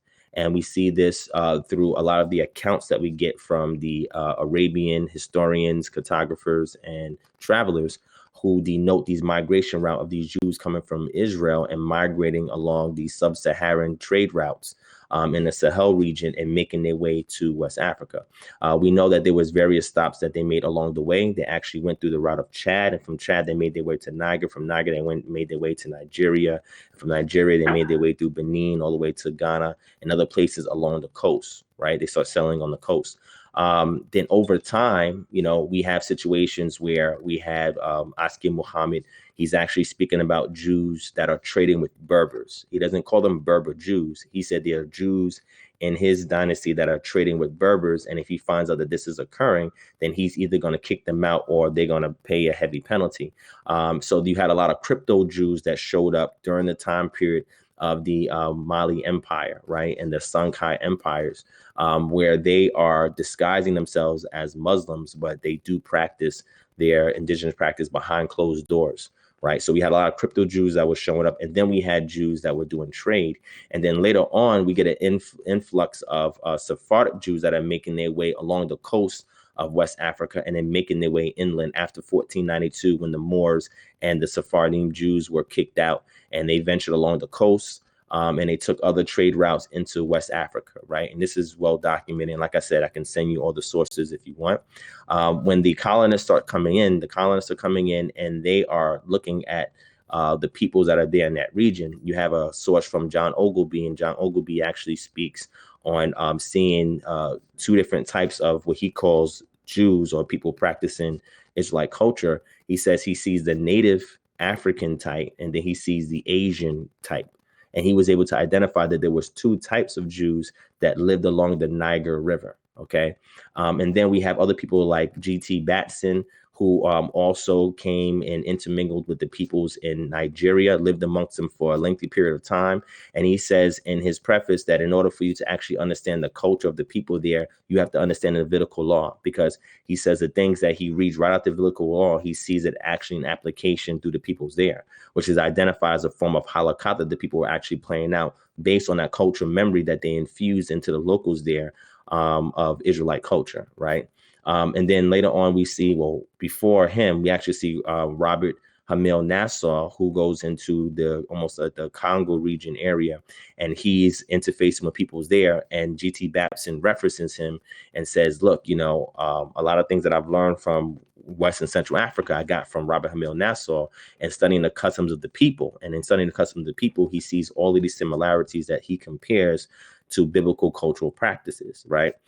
So we see these people that are there that are taking this route, and that they're settling there in Western Africa. And then we start to do a comparative cultural study, right? And in your comparative cultural study, what you do is that you parse out all the customs and practices of this living culture and this ancient culture, and you compare them to see if they measure up. The issue that we have determined, or I've determined when joining the ISSAJ, which is the International Society for the Study of African Jewry, and the panelists and the people who are members that are part of this organization that holds several conferences in order to determine African Jewry and to give information, background information on it. It's led by Edith Bruder, and she is a French Jew. And she's a very big skeptic in regards to African Jewry because she doesn't believe it's authentic. And so there were those of us that was part of the organization and that have dialogue with her in the forums and explained to her that, hey, you know, the reason why you have this stance is because you're looking for a particular type of halakha and a particular type of custom as far as lineage is concerned to determine who's a Jew. So because you have these standards coming in there, you're looking for this and you're looking to see how ancient it is, but you're studying groups that have converted to Second Temple Judaism or Orthodox Judaism, and they don't best represent what needs to be seen. When you look at the oral tradition of the Hebrewists, not the ones that convert to Second Temple Judaism, the Hebrewists actually keeps, especially in, we talk about Nigeria, and Nigeria, southeastern Nigeria, the Ibibio peoples, the Igbo peoples, which the Ibibio is a sub-clan of them, we see that there are certain things that they actually do where they're called Hebrewists, which means they identify with an oral tradition that links them back to Israel. Now, that's not the only oral tradition that we find in West Africa, but it links them back to Israel. And then they tell you that they still keep Odinani because Odinani is the best preservation of their ancient pre-Israelite culture. When you see a lot of literature of these ethnologists and other people that are studying West Africa and trying to identify if the form of Jewry that they have there is authentic, they're looking at the wrong thing. So we had to reorient her. When you go back to the history of the Enri peoples who started the Enri kingdom and go back to Aruchukwu peoples who also lay claim that they actually came from Israel as well. They've been saying this for a long time.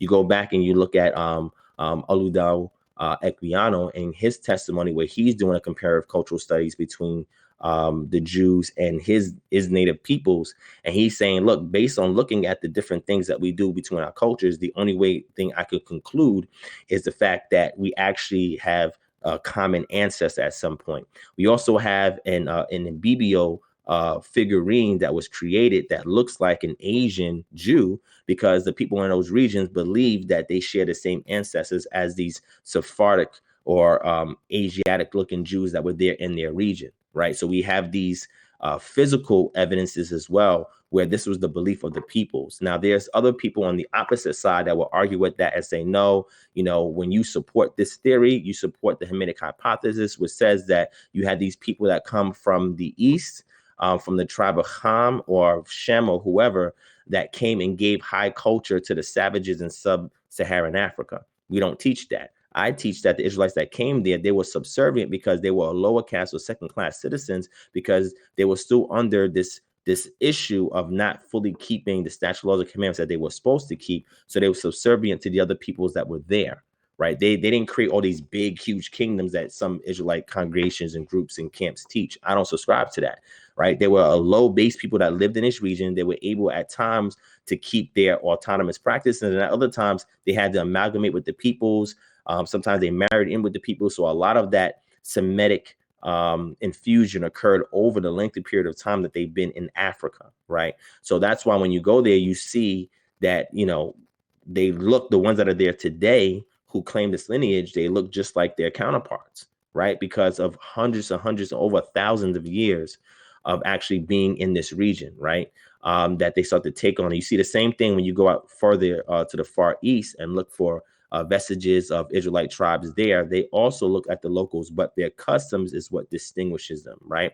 Now, when it comes to DNA, you mentioned the Y DNA, which is your paternal DNA. When you go to the haplogroups for the Y DNA and you look at the allele and you assess the alleles, which helps you to parse out what haplogroups they're for, we have not sourced up any Israelite bones. We have not extracted any aDNA from the petrous bone of any skulls or the petrous area of any skulls in order for us to sequence that data to say, look, this is what is the marker for Israelite DNA. We have Israelite skulls, we have Israelite bones, but for some reason, they're not sourced in the DNA. They're not sequencing the DNA. Either they did and they're not publishing it because there's articles, especially from Wayne State University in Detroit, that there's a bunch of scholars and professors that came together and they made a paper proposing and requesting for this information from archaeologists and from biologists that are over there in Israel who are doing the excavations and saying, hey, can you please sequence this DNA so we can analyze it and we can determine, who these people represent today.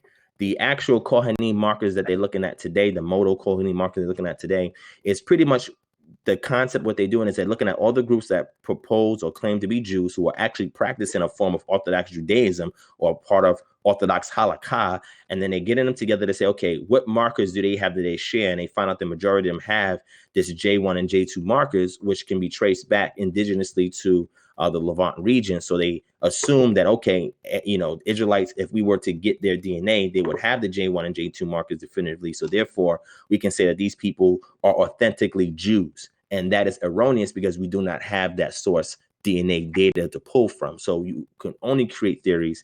Some of it is infused with a lot of speculation, and you cannot definitively say that this is what it is, right?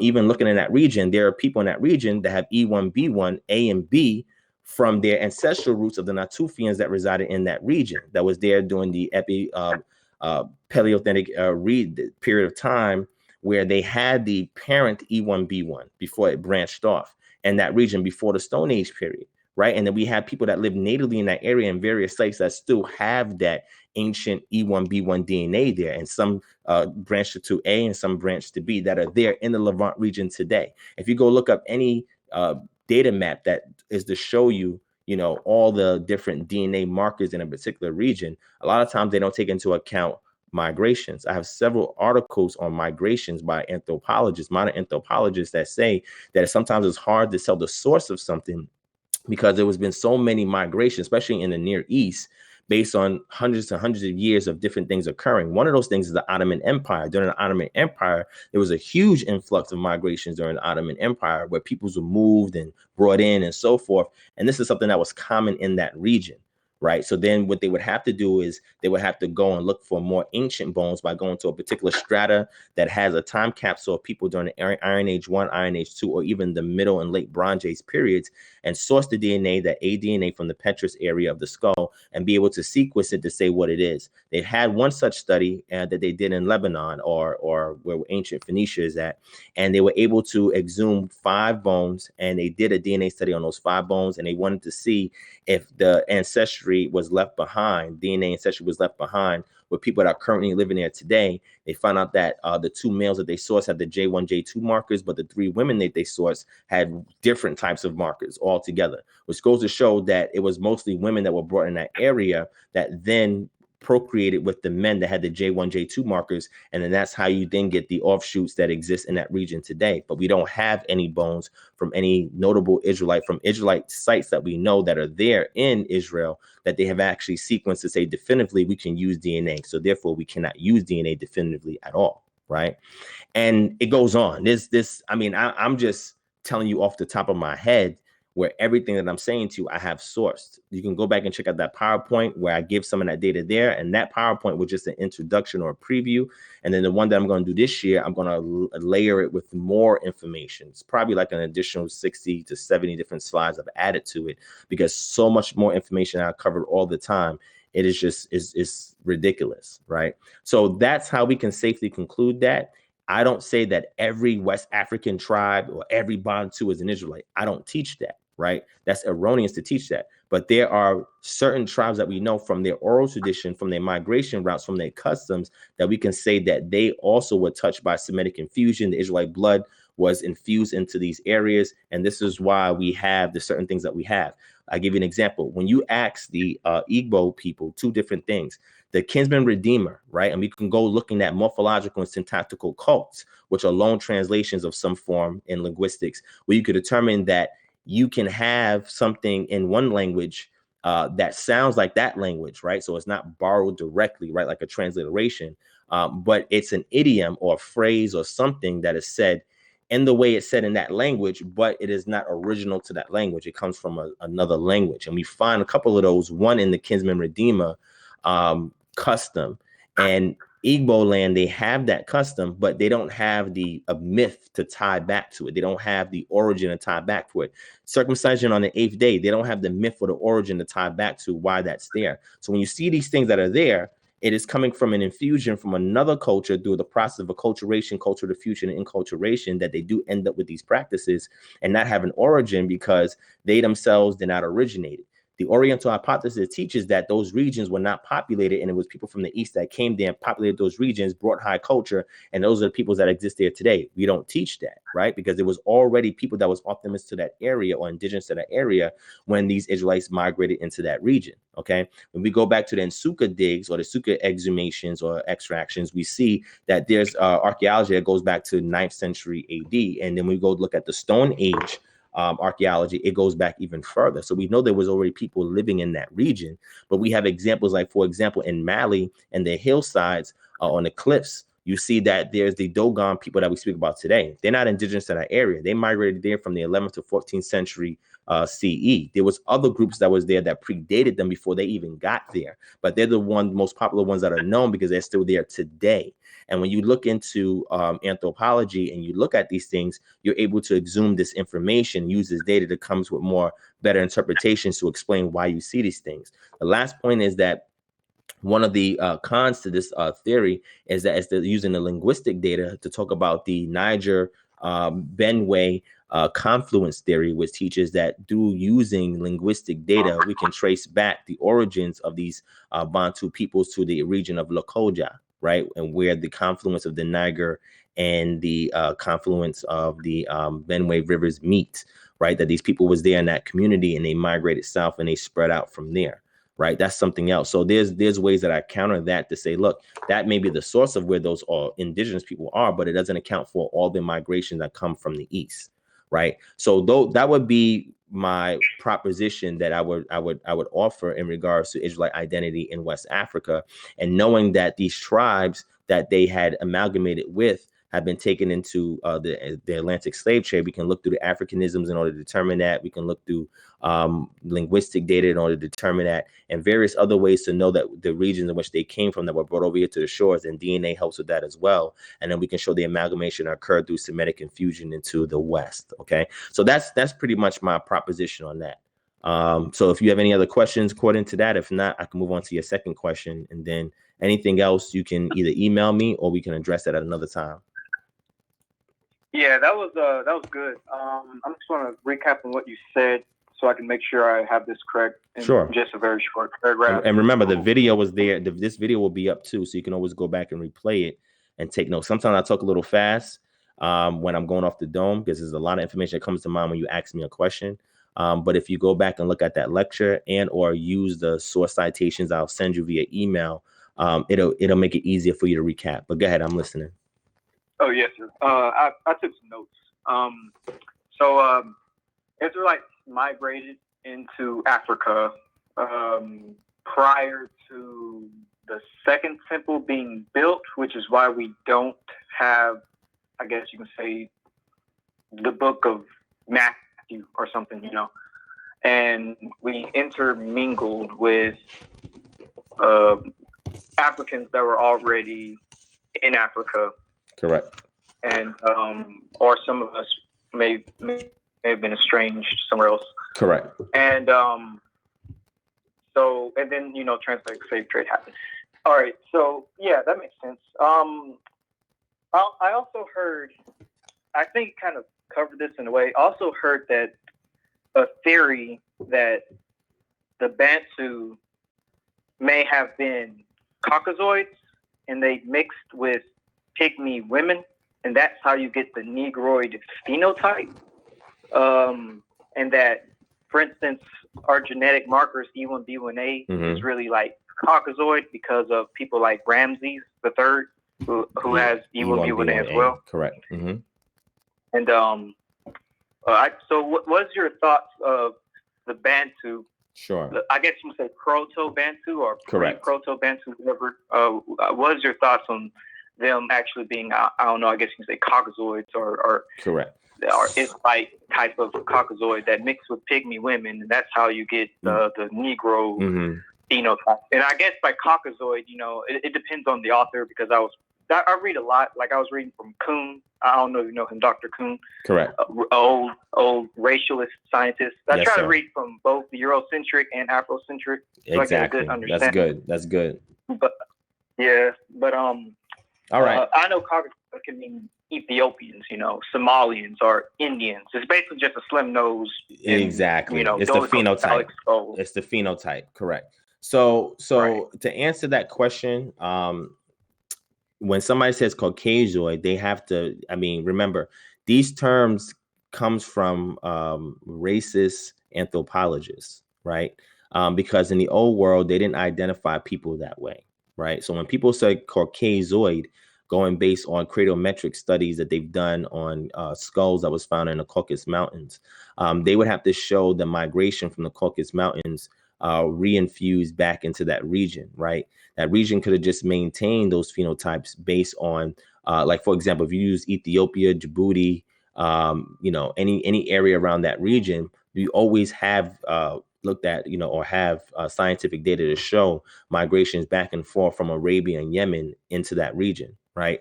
So the people that was there in the Arabian area, the Yemen area, they've always crossed that region in order to, go back and do trade in Ethiopia, especially during the Aksum Empire during that period of time as well. So when you have these anthropologists that are they're looking at several traits that they identify as being Caucasoid, because these are favorable traits that they identify with because they share these traits. So the pygmy peoples that they're talking about, that you find most like in the Congo region and so forth, the pygmy peoples are not necessarily Bantu peoples. Remember, Bantu is not a tribe or a race. Bantu has to do with the language, right? So Bantu migration from West Africa into Central Africa is how you have maybe some pygmy peoples that pick up this Bantu language, right? When you study the Khoisan peoples, they believe to have the greatest genetic diversity in their DNA. And, we say that it's from their ancestors that the rest of the world was populated, that was able to pass on their Y DNA and their mitochondrial DNA, right, to the rest of the world through their subsequent migrations in 120,000 BCE and 70,000 BCE, which is the last region out of Africa model, what they proposed. So this migration with the pygmy peoples, to say that that's how, I guess, how they evolved in that region, that right there is not supported by any kind of true anthropology today. Now, if you go back and look at the early stages of anthropology, they have this lens in which they view and they make these accusations. But modern science today, in the realm of anthropology, would demonstrate to us that there were various ways from the Levant and from Arabia, in Yemen, into that region of Ethiopia, Djibouti, etc. And that is how you have these phenotypes that are preserved in East Africa, where they look like that. Because if you actually look at the stature of the pygmy and the stature of, let's say, somebody from Ethiopia, Ethiopians are going to be much taller peoples, right? Caucasoids, depending upon what time period you're saying that they migrated in there, their stature is going to be a certain type. But if they're from the Caucasus Mountain region, there's actually phenotypes that they have there that are unique, especially if you look at their nose, right? So the favorable phenotypes, which would be your straight nose, your thin lips, and so forth, they will call Caucasoid. But if you look in the Caucasus Mountains area and the other regions like Uzbekistan that surrounds it, Iran, and so forth, their features do not look like that. They have a distinction between them and Ethiopian peoples, right? And I can send you several articles from anthropologists that I've read recently, maybe in the past 5 years, when I actually did this research, because I've heard wild accusations like that before, and I see that that's dated information. Like, that doesn't hold up with current anthropology. So I disagree with that notion, and I would say that you won't get the consensus from modern anthropologists that would agree with that, right? Now, did peoples mingle with pygmy peoples? Yes, they did. Pygmy peoples are almost wiped out. There's not even a lot of pygmy peoples in that region anymore, because they were killed off and through genocide, and or they mingled in with other peoples or other tribal groups that were there. You know what I'm saying? So that's my position on that particular theory. I don't support it, and the weight of it is not supported today in the consensus of anthropology, but it is a dated hypothesis that comes from racist anthropologists that were trying to determine why certain phenotypes showed up in different areas in Africa. And again, it's part of this Oriental Hamitic hypothesis, which is, usurping any kind of greatness, whether it be in phenotypes, genotypes, culture, customs, accomplishments in Africa. And I don't support any group that tries to remove the greatness of Africa that Africa has had. So that's my position on that. So I'll take one more question from you, and then I got to open it up for other people. But I appreciate your questions. Like I said, you can email me and we can continue to build that way. Okay. All right. Yeah. Awesome response. Thank you. Let me see. I have a lot of other questions, but I'm going to see if I can find one that's pretty last final good one.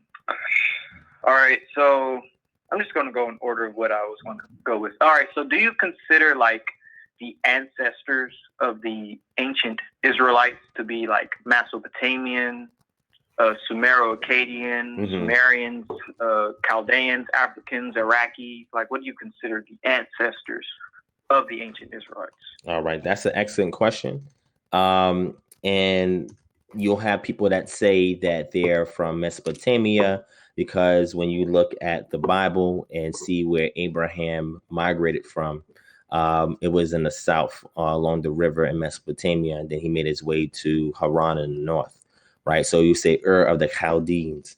Chaldeans didn't exist during the period of Abraham. That is actually an anachronistic literary element that is there because during the time period when it was redacted, that was known at that time. Would be a migration point, a place that they migrated to, that they lived before they migrated north to Haran, which would be in current day Syria, and then migrate into the Levant region.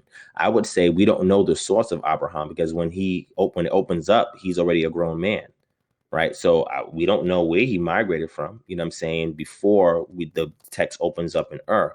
The reason why Ur is mentioned is because there was a lot of accomplishments there that is linked to what we would call the Tower of Babel. That's why it opens up with him being in that region.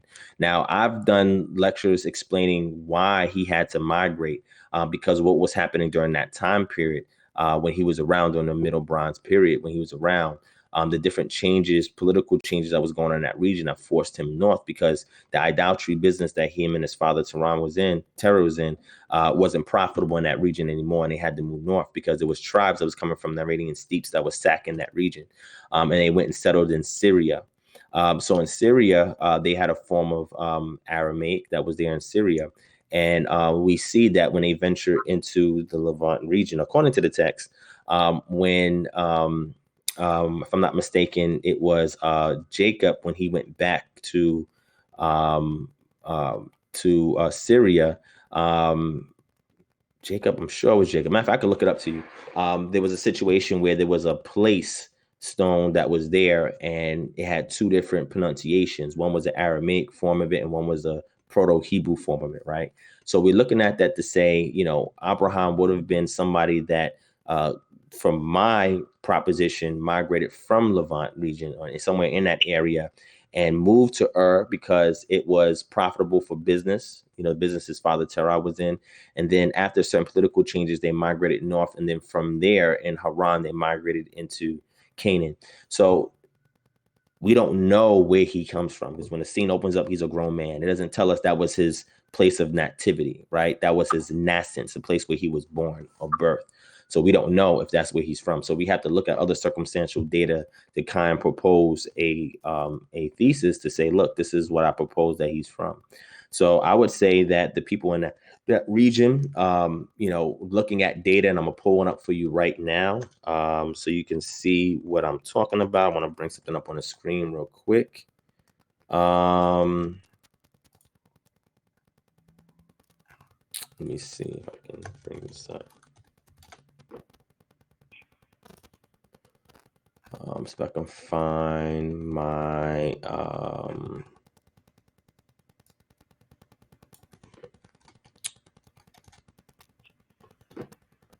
when are you going to have your next live stream, by the way, so I can call again? I don't know. I don't want to take up the line every time, but I just have so many questions, and No, it's all good. I mean, I try to do this every Friday, unless there's a some kind of, holiday or special event or something like that that's coming on the scene. Like right now is New Year's Eve. So that's why I'm live right now. But typically I'm live Friday evenings, anytime from 10 to 12 or Friday evenings, we're doing our Freestyle Friday session. I'm trying to find this. I can't find this now, but pretty much what I was trying to show you was that in a site called Abu Hayraf, I believe I'm saying it correctly, in Syria, what they found was they found a mandible, which is a part of the lower jaw. And what they're trying to do is determine the source of it, right? If that mandible comes from a group that's indigenous to that region, or if it's through migrations from East Africa.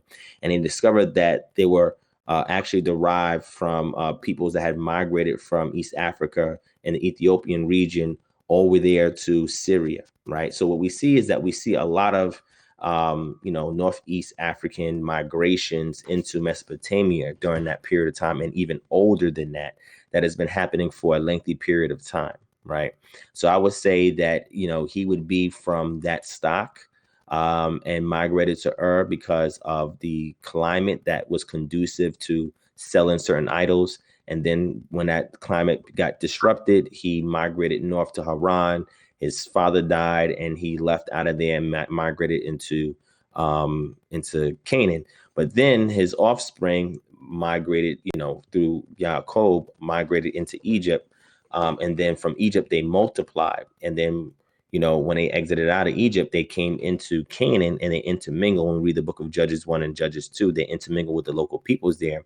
And even the sons of Jacob, they also intermingled with Canaanites, right, that were believed to be Hamitic as well in that region.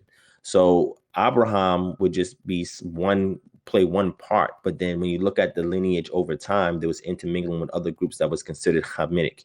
Even Moshe have an Ethiopian wife, and then you see people like Josephus try to give an explanation as to why he had an Ethiopian wife as opposed to the Midian wife that he had, Zipporah. You know what I'm saying? And again, that's Midian, right? So they intermingle with Midianites as well. And Midian is believed to come forth from a union between Abraham and a union between Abraham and Keturah.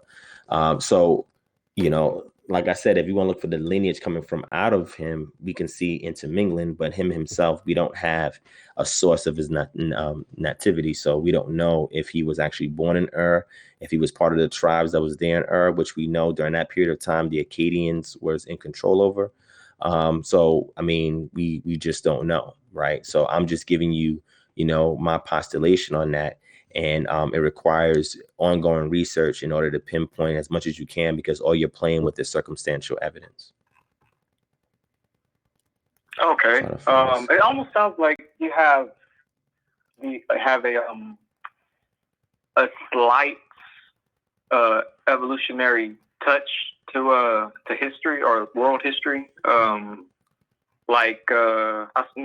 noticed that you said about the Khoisan, us descending from them, and the migration patterns of the East Africans into Syria, which would have been about past 6,000 years, basically. Correct.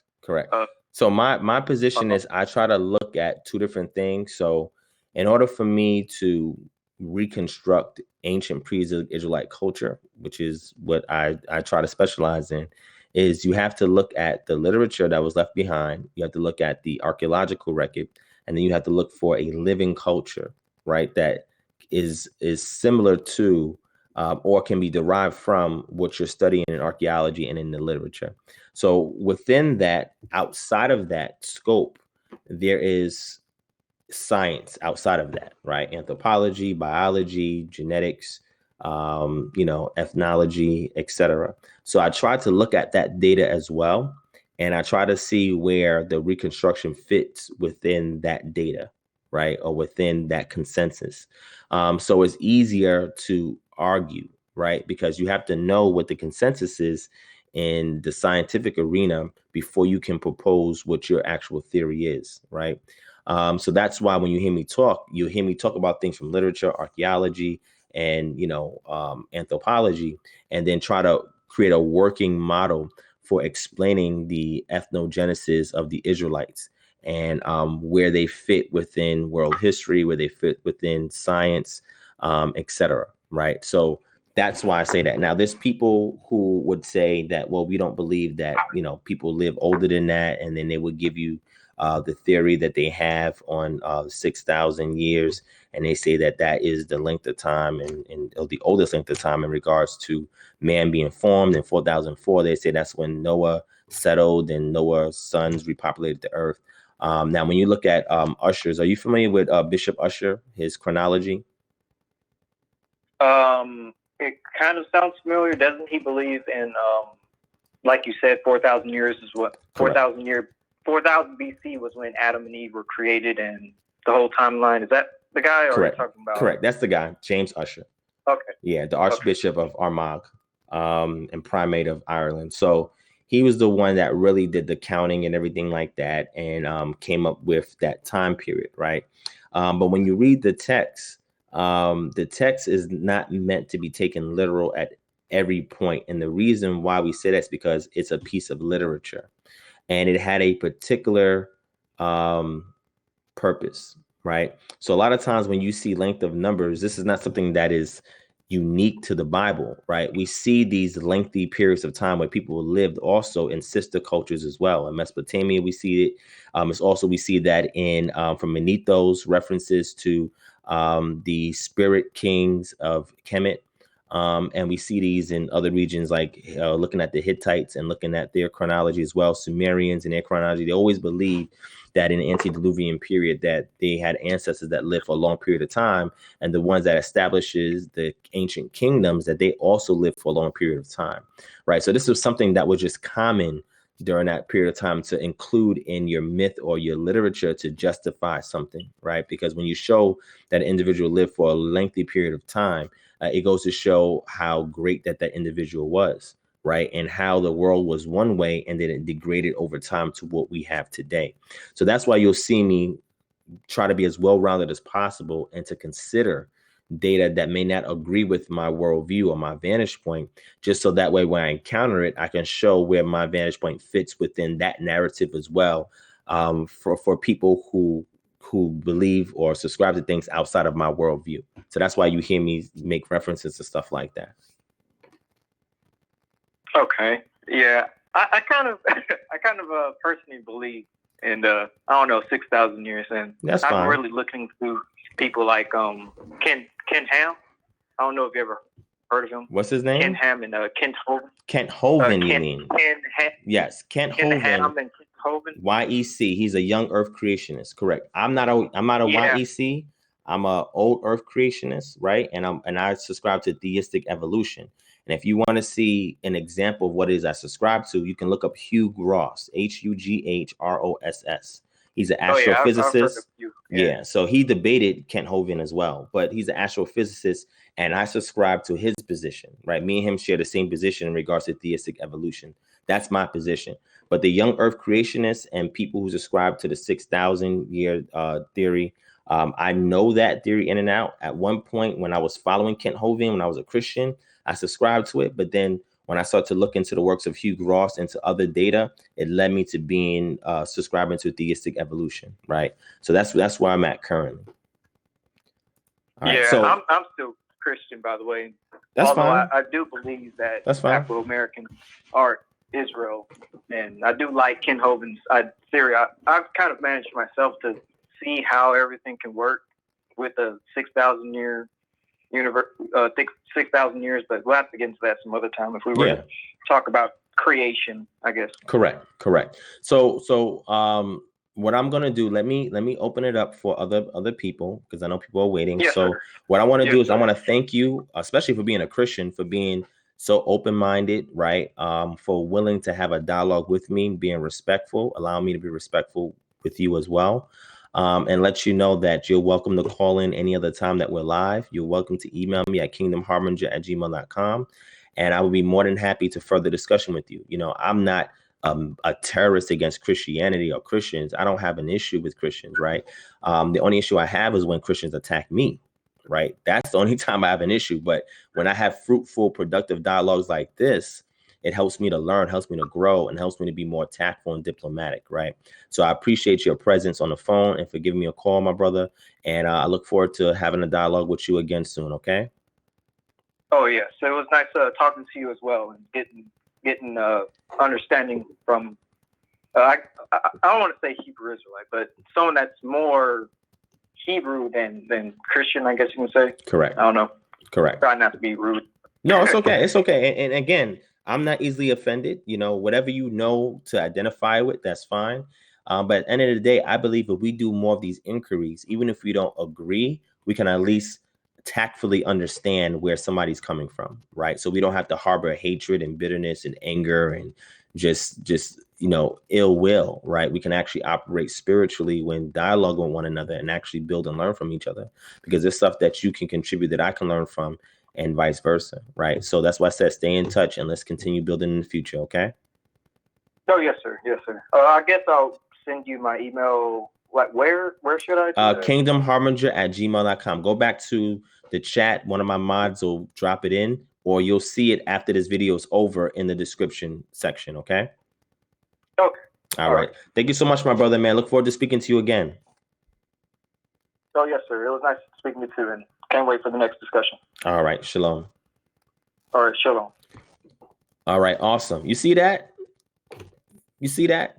So, I mean, when Christian apologists talk about me, it's just like, you see how I am, you know. Now, we got two haters in there. I know there's two people that was probably watching this and say, man, he's banging on New Year's Eve, man. They probably coming in from the club, you know, drunk and everything like that. And they got mad because they saw me talking about it. You know what I'm saying? So I blew their high. So I apologize to the two thumbs down for blowing your high. My bad. But I'm going to deal with you, Lena. I see what your question is. I'm going to go ahead and discuss with you in a second. Let me grab this call. Call from. There we go. To accept, press 1. To send a voicemail, press. Shalom, shalom.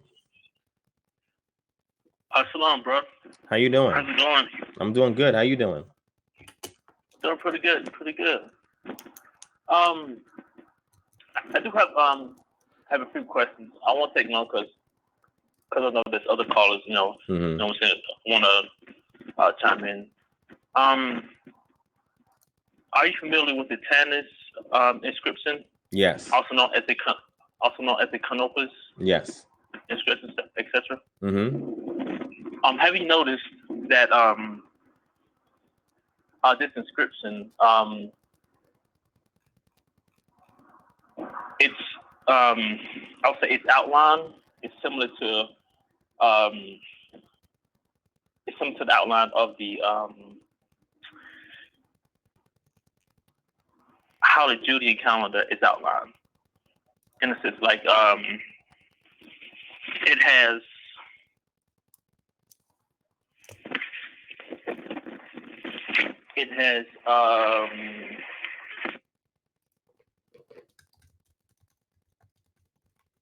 Hello?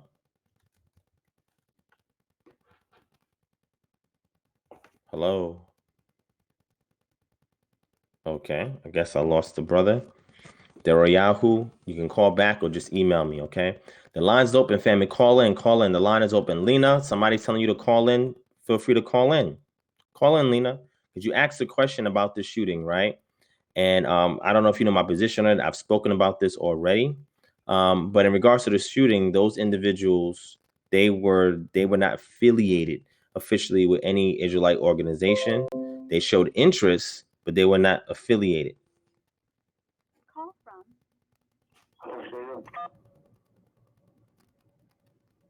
Hello? hello. Yes, can you hear me? Yeah, I can hear you. Oh, you okay? Everything all right? Yeah, my phone is acting weird. Oh, But that's okay. I just got a few questions. My name is Hosea, by the way. Oh, this is somebody different? Who's this? Yeah, Hosea. Oh, I thought this was Yahoo. My bad. Okay. Shalom, what's going on? No. Yeah, I got a quick question. Yes. And if he wants to call back in, he can call back in. No, go ahead. You good? It's about Leviticus 19 and 27. Leviticus 19 and 27. Hold on, let me grab it. All right. Okay. It sounds extremely familiar. Okay, I'm here. Okay, as you can see, it says you should not round the corners of your head. And I hear from a couple of different Israelite groups. I've been in the truth for like 4 years now. And, I was wondering, I hear it's about getting your hair lined up. I hear things you can get your hair lined up, but you can't have it rounded. Correct. And then I hear from an old Hamite custom to where they would tie ropes around their head and like make their head into a cylindrical shape, like disform their head. I was just wondering, like, what is your belief on it? And like, could you teach me something today if I could? Sure. So what I'll do is I'll give you a summary of that because I actually did an entire session on that, right? I'm going to see what session was that I did that in. It was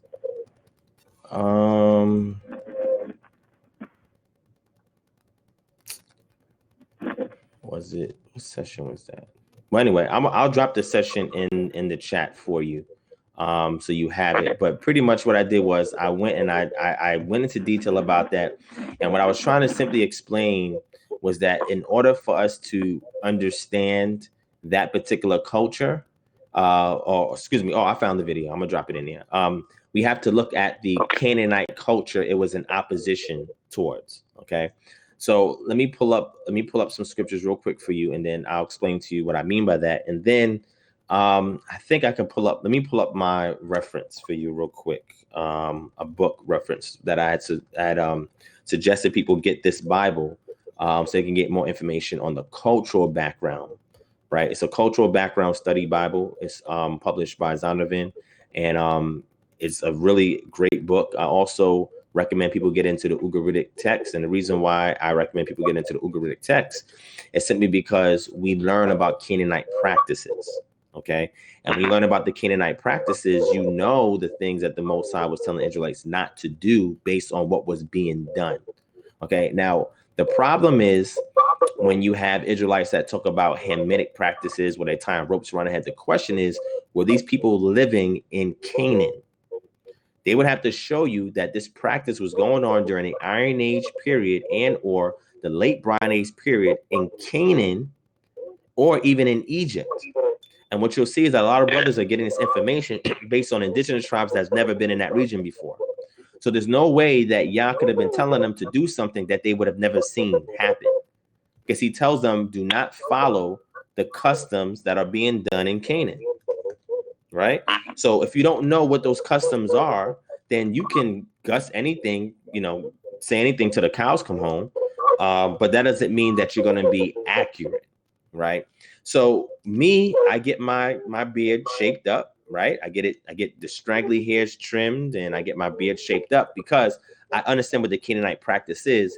And it's not what we think today. We have to transport ourselves during that period of time to know, okay, what would they have been seeing and what group would have preserved this cultural practice? Well, that's when the Ugaritic texts come into place, where we'll see in the Ugaritic text, there was a mourning practice, because when you read 27 and you go on after 27 and you go down to verse 28, they're connected for a reason. It says you must not make any cuts in your bodies for the dead or put tattoo marks on yourselves, right? And the reason why is because the cutting off of the hair and the cuttings in the flesh are tied together. In the Ugaritic text and the Baal myth, right? On the Baal cycle myth, you'll see a situation when Baal is killed by Mut, right? Who's the personification of death.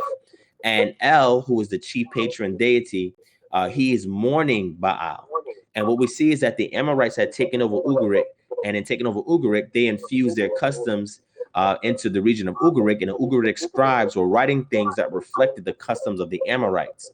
And one of those customs was when they mourned for the dead, they would shave their beards off. They would shave the sides and shave any straggly beards off till their face was bare, and then they would make an incision from ear to ear, right?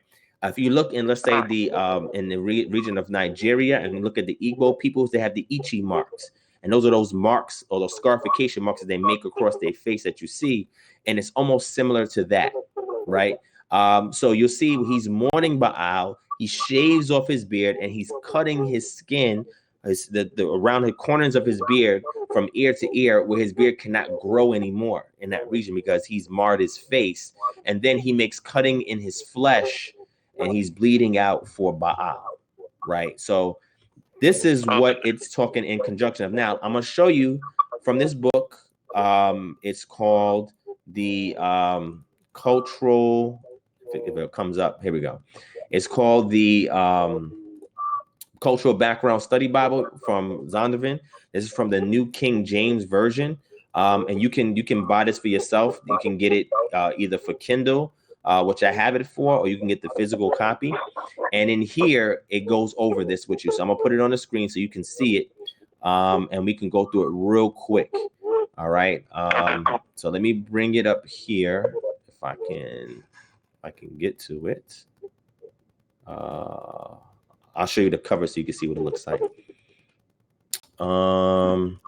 But thank you for calling in. I appreciate you calling in. Hopefully this can help you with your studies. And again, we're trying to demystify all the assumptions that we're making in our community so we can be more accurate when conveying this not only to our own people, but to communities outside of us that want to see how accurate we are when it comes to culture, right? And I think that's one thing that we lack in our community, is a sense of culture. All right, so let's pull this up here. Let me add this here and take a look at the screen. Let me know when you can see the screen. You may want to mute it because I hear an echo, but just tell me when you can see the screen. Yeah, I have everything muted on my side. Okay, I see it right now. All right. So if you look here on the screen, it's called the Cultural Background Study Bible. And if you go to Leviticus, which is right here, and we scroll through Leviticus and go to 19. It's a little lag. Okay. Let's give it a second. It'll catch up. Let me go to Leviticus 19. All right, which is here. And we go to verse 27, which you see I have here. Right. And I click on 28 and it says here 1928. Right. And if you go back, you'll be able to see in the primary reference, which is from the Ugaritic text, to the Baal cycle, where it actually shows you the narrative where El is doing this.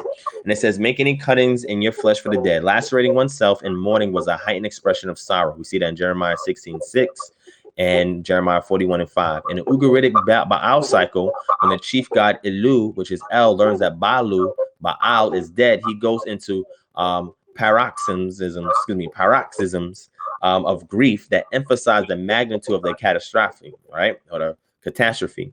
He pours dirt of mourning on his head, dust of humiliation on his cranium, which we see Israelites do as well, right? We see Job do that as well when his sons die or whatever the case may be. For clothing, he is covered with a girded garment. With a stone, he scratches incisions on his skin. With a razor, he cuts cheek and chin. He harrows his upper arms, plows his chest like a garden, harrows his back like a garden in the valley. In the Akkad legend, professional mourners cut or possibly bruise their skin. An Akkadian text from Ugaritic describes persons who lacerate themselves on behalf of a dying and righteous person. So I'm going to stop there. If we go up and we look for that reference there, he would shave off his beard, right? And then once he shaves off his beard, he would cut himself from ear to ear, or he would cut the cheeks area and the chin area of his face, where it would mar his skin so that way his hair won't grow. If you see anybody that has keloids, right, on their face, they can't grow hair in the area of the keloid, right, because the follicle is damaged, right? So this is what the 1927 is speaking against, because we see this practice or this custom reflected in the Ugaritic Baal cycle myth, where El is doing this on behalf of Baal after he's dead, and he shaves his beard and then he cuts his cheek and his chin, right? So that is how you dishonor your beard, when you shave it and your face is bare. Not that you can't grow it, because some people just can't grow it, but when you purposely shave it bare and you cut on top of that and you prevent it from growing the way it's naturally supposed to grow, right? So that is the explanation behind that. So if anybody tells you anything other than that, you got to ask some serious questions, because they're not looking at the culture. And one last thing I want to show you, scripture wise, so that way we can understand this and we can put things within its proper cultural and historical perspective, right? Let me grab this up real quick. Where is this at? I think it might be right here.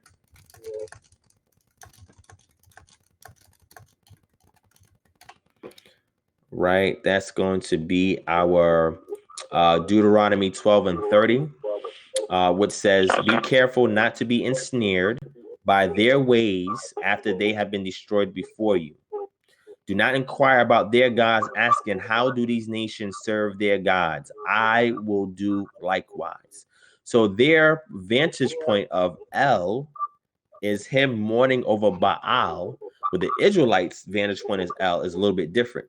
You can source some information for how El is depicted within the Ugaritic text that coincides with what we see in the scriptures, and then you'll be able to see also differences, right?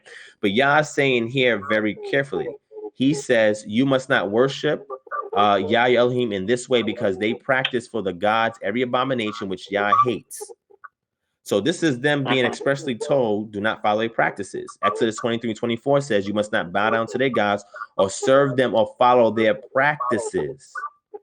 All right. He says in Exodus 23 and 33, they must not remain in your land lest they cause you to sin against me. For if you serve their gods, it will surely be a snare amongst you. Okay. He says in Deuteronomy 12:29, when Yah has cut off before you the nations that you are entering and you drive them out in your land, then we go into 30 where it says, take care that you are not ensnared to follow after them. So he keeps telling them, don't follow their ways, don't follow their ways, don't follow their ways. Deuteronomy 20 and 18, so that they cannot teach you to do all the detestable things that they do for their gods and cause you to sin against Yah Eloheka. So he's pretty much saying to them, whatever they're doing, don't do it. And you have to be able to get a source to tell you what the Canaanites were doing. Looking at what quote unquote Hamites are doing in West Africa is not telling you what the Canaanites were doing during the late Bronze Age, Iron Age 1, Iron Age 2 period that Yah was telling the Israelites in the land not to do.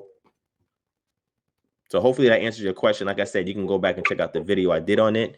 And if you look up the video is called Is Shaping Up Your Beard Bad? And you'll see I show you also this reference, and I show you the reference in the Ugaritic text. So hopefully that answers your question. Okay. All right. Yeah, it does. All right. All right. Cool.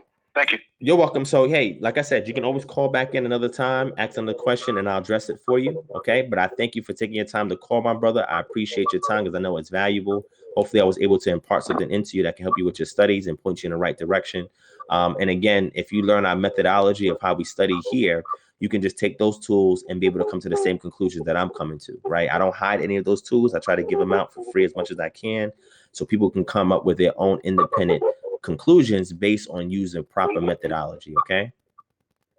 If I have time to ask one more question, or sure, if it's a quick question, I have no problem with that.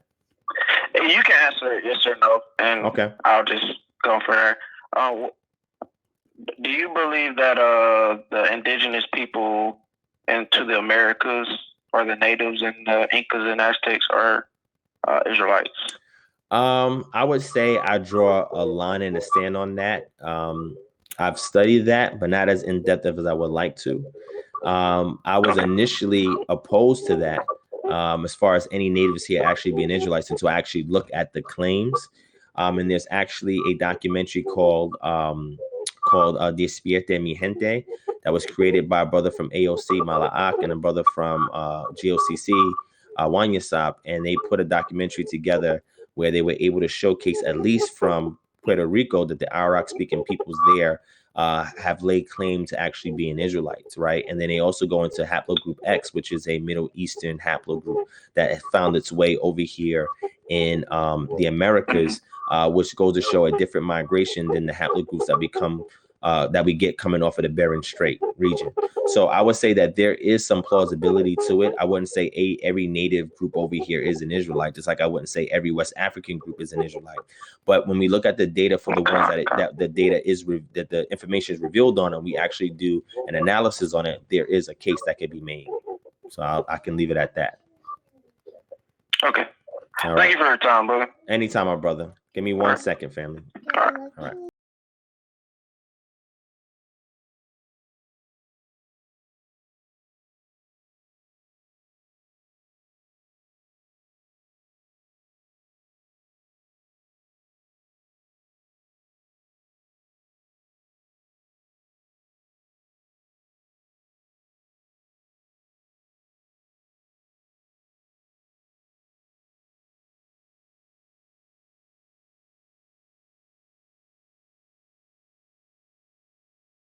To accept, press 1. To send a voicemail. All right. Shalom, shalom. Shalom, bro. Sorry about the earlier. That's all good. Phone that died. Also, just give me 1 second. Shout out to Coco Tawaki Taylor. Thank you so much for your donation, my brother. I greatly appreciate that. Also, after I'm finished with this brother, I'm gonna address what Lena is saying. All right. Hopefully she calls in. Lena, if you can, since you're in here, please call in. All right, call in so I can answer your question. Okay. All right, my brother. So go ahead, finish what you were saying. I'm sorry. Okay. Originally, I wanted to, I was gonna bring up the matter in regards to the cancer scripts and how it's similar to the dual account, et cetera, so on and so forth. But I don't want to do that now. Okay, that's no problem.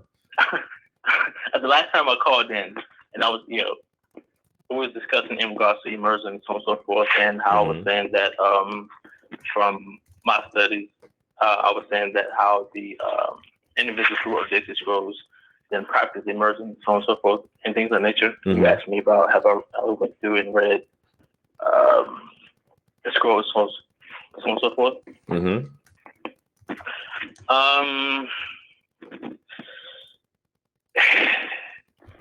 And the reason why I was saying those things at that is because, okay,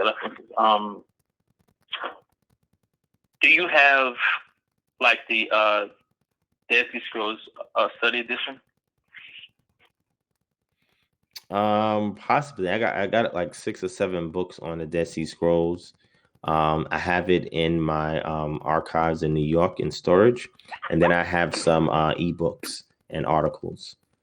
Okay, cool. Yeah, I probably have that in my library. Like yeah, more than likely. Can you pull something up? Because there's something, in my research, it really disturbed me. Oh, okay. Well, what disturbed you about it? You want to speak to it first? See if I can look it up. That site that you went to the other day, deadscrolls.org.il. Correct. Yeah, that site. Because in my research, I was looking into this matter in Dead Sea Scrolls, so on and so forth, about this issue. And I was comparing the transcriptions from the Dead Sea Scrolls Study Edition. I was comparing their transcriptions to the actual manuscripts that's on the site, etc. And okay, I pulled it up. I have it right here. Oh, okay. So which no, I have the book. Which scroll do you want me to look up? What's the scroll name? It's 4Q274. 4Q274. Yeah. Okay, let me see. 4Q266. 4Q267. 4Q272. Okay, 4Q274. Okay, I got it. Okay. You go to fragment. I think it's fragment 2. Fragment 2. Okay, I see it. It's very short. Okay, I see it. And hold on, I have something else too that I'm going to compare with this. Right, I have independent transcriptions of the Dead Sea Scrolls. Right, so let me. Okay, cool, excellent. Let me bring that up. OneDrive.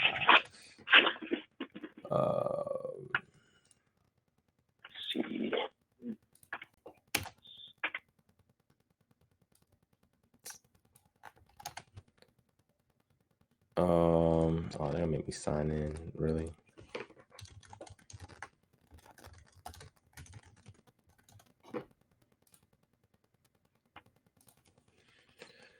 Okay, let me find it in all my files here, which I should be able to do right here. Okay. And once you find it, hold on 1 second. I got you. Let Okay. me grab it real quick. Right here, and let me grab Dead Sea Scrolls. Okay, and let's look it up here in Dead Sea Scrolls. All right. So what is it that you have in question? just what we're discussing about their practice of immersion. With what you pulled up, also go back to that site, deadscrolls.org.il, and type in the same scroll designation, 4Q274. Okay. Now you giving me work to do. I'm not trying to do that. I'm okay with it. I'm all right with it. I love doing this, so it's no problem to me. All right, and let's look up 4Q.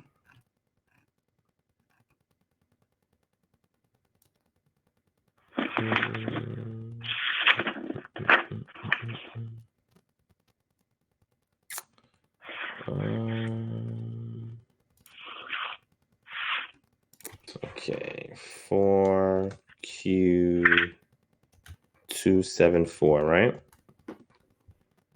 Yeah. All right. Okay. Tohorot.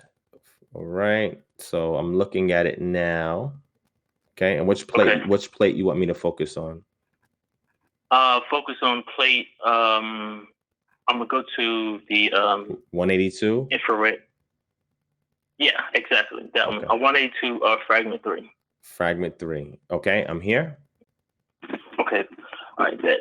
I'll look at the fourth line. The fourth line. 1, 2, 3, 4. Okay. And look at the last word. 1, 2, 3, 4. The last word? Yeah. Mahmid. Of that column right there, just above the So I have 6, 7, 8, 9. And so 6, 7, 8, 9. Let's see if we can find that. Okay, I see it. 1, 2, 3, 4. Okay. So do you see?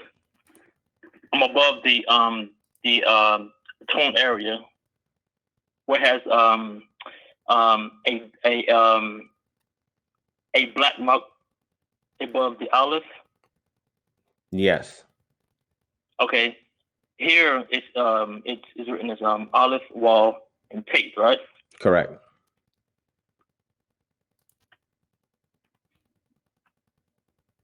Okay.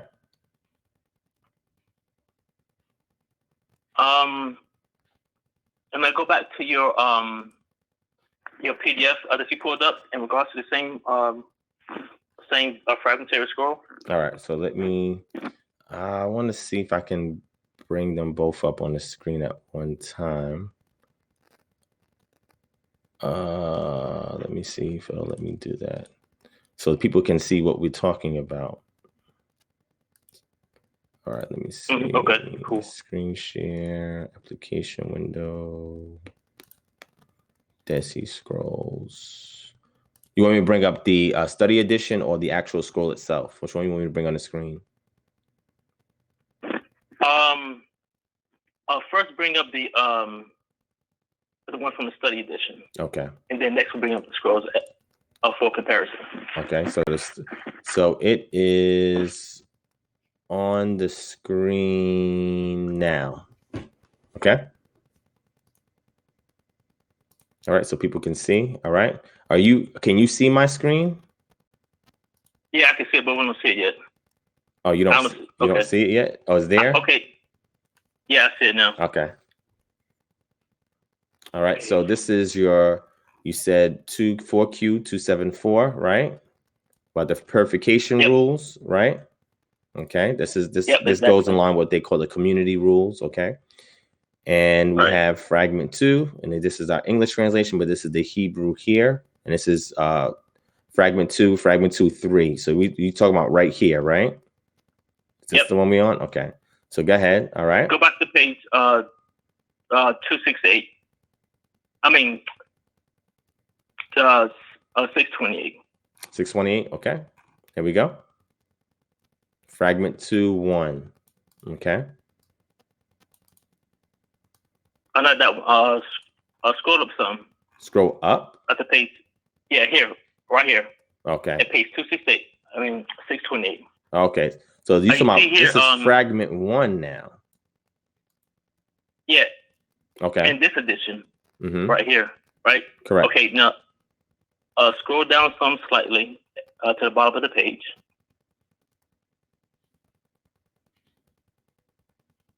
All right. Let me know if you want me to keep going. Yeah, keep going. Keep going. Stop right there. And you notice here, the last line, the last Hebrew line right there, where it reads, made them all, hold up, right here? No, scroll back up a little bit. On page 628. Okay. Yeah, Okay. Right here. okay, the last Hebrew line right there, where it reads, made them all called, Kalei,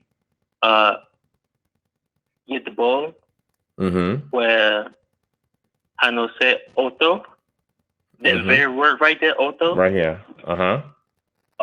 Okay, now can you pull back up on the screen for the viewers on the Dead Sea Scroll site All right. Let me get it. to the same place?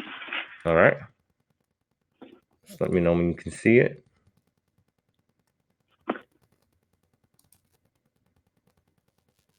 Do you see it? Not yet. Okay. Not that one.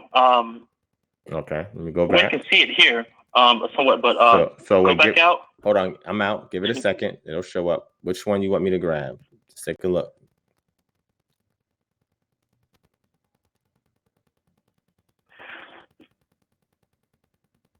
Go to the one below the one right there. That one. The one that says plate 182, fragment 4. No, right there. That one. Plate 182, fragment 3. Fragment 3. Okay. Yeah. That's the one I would. That's the to one the I had. Oh, you said to the left. Yeah. Let me go back. 182 fragment 2. You said. Fragment 3. All right, right here. The infrared one. This one right here. That was the infrared one of the same one just pulled up. Yeah. Let me know. Let me know if this is it on the screen. Exactly. That one right there. Okay. That's the one. Mm-hmm. And the reason why I chose this one because you get a better view of the better visual of the fragmentary text, right? Correct. So tell me, right, on the fourth line right there, right? Mm-hmm. Just above where it's torn.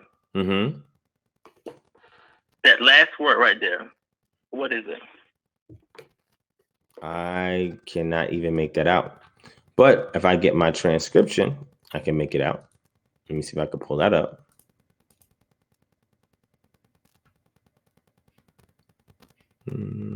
Where's my... Oh, right here. Oh, wait, put it up. It's olive, a wall, and a tape. Ah. And notice in the Dead Sea Scroll, a study edition of the same line that I took you to, in the bottom block script, it's an olive, a wall, a thal, and a wall. And exactly, but that's not what we read in the script there. I mean, in actual manuscript here, it's something different. I mean, you clearly see right here in in So what are you proposing then? I'm proposing is that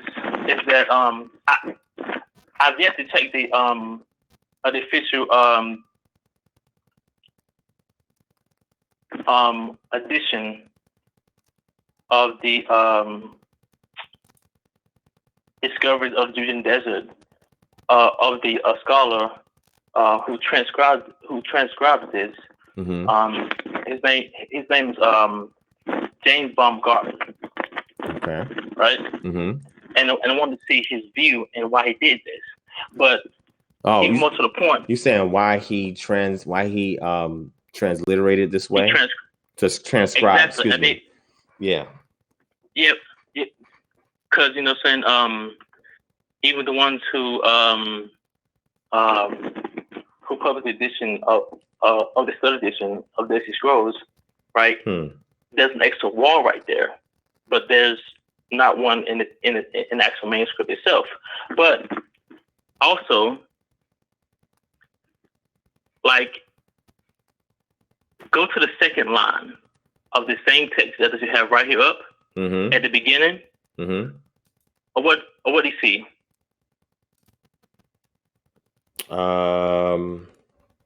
I see. At the beginning. Oh, at the beginning, I see it. Yeah. Ayin, Lamed.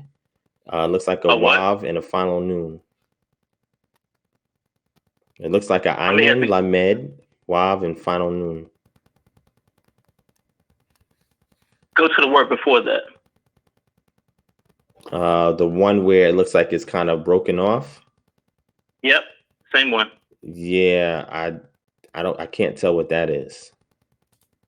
I can't find my. The final letter is a Lamed, right? Correct, but I can't tell what's there. Right there, yeah. Okay. I mean, the Lamed sticks out. Obviously, we could see that, but I can't make the word right before it because it's cut off. Yeah, a Wav and looks like a final noon. Mm-hmm. Yeah. Now go back to you the same text in the Dead Sea Scrolls Study Edition. Okay.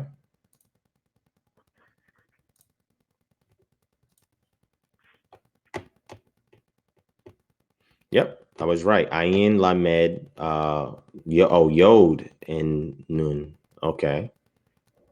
Okay, now, that transcribed word or the word in the beginning comes at the second line of fragment 1, right there. Mm-hmm. And in this transcription here in brackets, what was the reconstruction of the actual word of correct. The scholar? Mm-hmm. Yeah. In the scholars of reconstruction, they implied or added that it's the word is the bolt, right? Correct. Mm-hmm. But how is that though? I mean, it can mean. I mean, the word could be kol or a gadol or the Hebrew word, right? Mm-hmm. I'm saying for instance, right? Okay, so go to verse 5 right there in the same edition, right there at verse 5. Mm-hmm. You see that? Correct. And it's in brackets. Yes. There's also a reconstruction, right? Correct. And go back to the same text on the site. On the Dead Sea Scroll site? Yeah. Okay. Okay.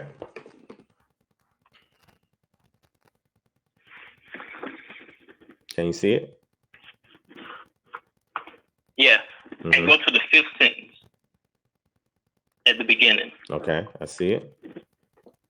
And what can you make out at the beginning? What's is broken off at? It looks like there is a I can't tell. It looks like it might be another ayin at the end. I see. Where do you see that lamed at? You must not be looking at the same thing. You want me? Oh, you want me to? Right there. You want me to? Oh, your areas? Yeah. Oh, right here. Oh, not there. No.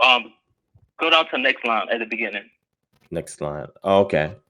Where the lamed is broken off at? Yeah. Okay, I see it. Okay, now go back to the Dead Sea Scrolls Study Edition. Okay. And go to the same verse of verse 5. Mm-hmm. Oh, I see.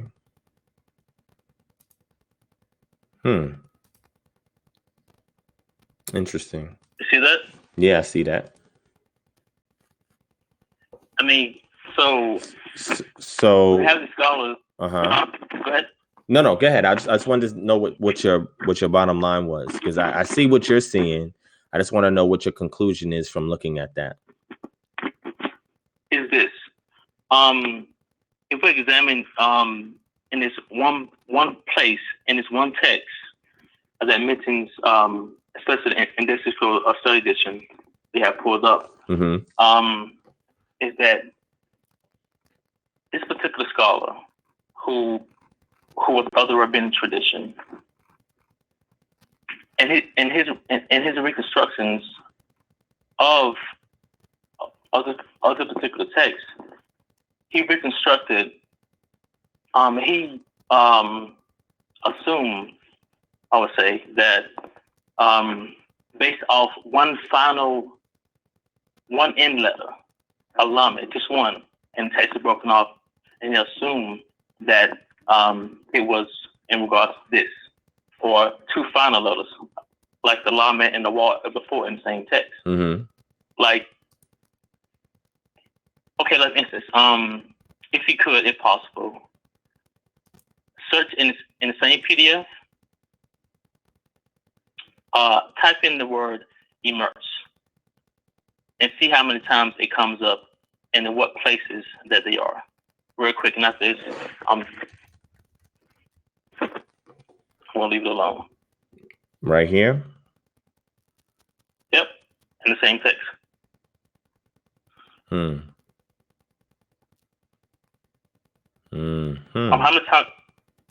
many times does it come up? How many times? 3 times. Yeah.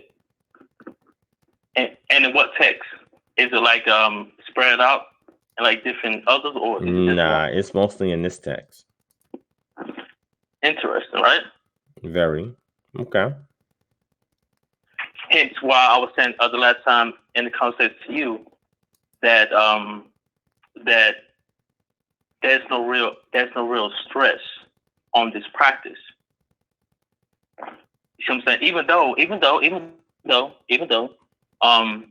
Even not right there, like here, where you're right now. Well, not here, but that's verse 5. But in the previous verse where you were at, the text it's too fragmentary to come to a definite conclusion. To say that according to how it's transcribed here and translated, to say that the one who's carrying these vessels, where it has and I'm trying to keep it clean, that has a person's semen on it, that this person is supposed to immerse this particular vessel and him or herself being the one who's carrying it. It's too fragmentary. And especially you are reconstructing entire words based off one letter, the lamed at the end of a word, or 2 letters of the waw and the lamed, and say that this is what it is. Because if of a reference purposes, if you go back up to the beginning of this text of 4Q2 or of 4Q274, and you read in context, that's not what it was talking about. As far as purification rites, you're saying, and the immersion in one of the pools. Yeah, exactly. As far as immersion, because it's only found in this one. It's only found in this one text, 4Q274. Nowhere else. Gotcha. All right. So what I'll do is I'll look into that further, because that's a good point that you brought up. And again, we can discuss this again another time as well. I think that's an interesting find. I think people who really do textual criticism and reconstructionism of the text would be interested in these subject matters, which I am. I'm not sure if most of the audience watching is, but I think this is something that me and you continue to dive into, because I think this is excellent. Now, what I also would like you to do is to look at the reconstruction methodology from the transcribers of what we see here in this book, right? Because this is not the only book where we have a transcription of these manuscripts, right? Right. So there's some with variations as well that I've seen. So I think we can go over that to another time. But thank you for bringing that up, man. I think that's an excellent point. I like how you are going into the minute details to actually, demonstrate what you're talking about. And I love that level of study. You know what I'm saying? I think that's great, man. So yeah, let's stay in touch, man. If you got any more little things like that you've noticed, just email it to me and let me look into it. And if you show me something that I haven't seen before, then I have no problem, coalescing with what it is that you're bringing forth. You know what I mean? So excellent point, man.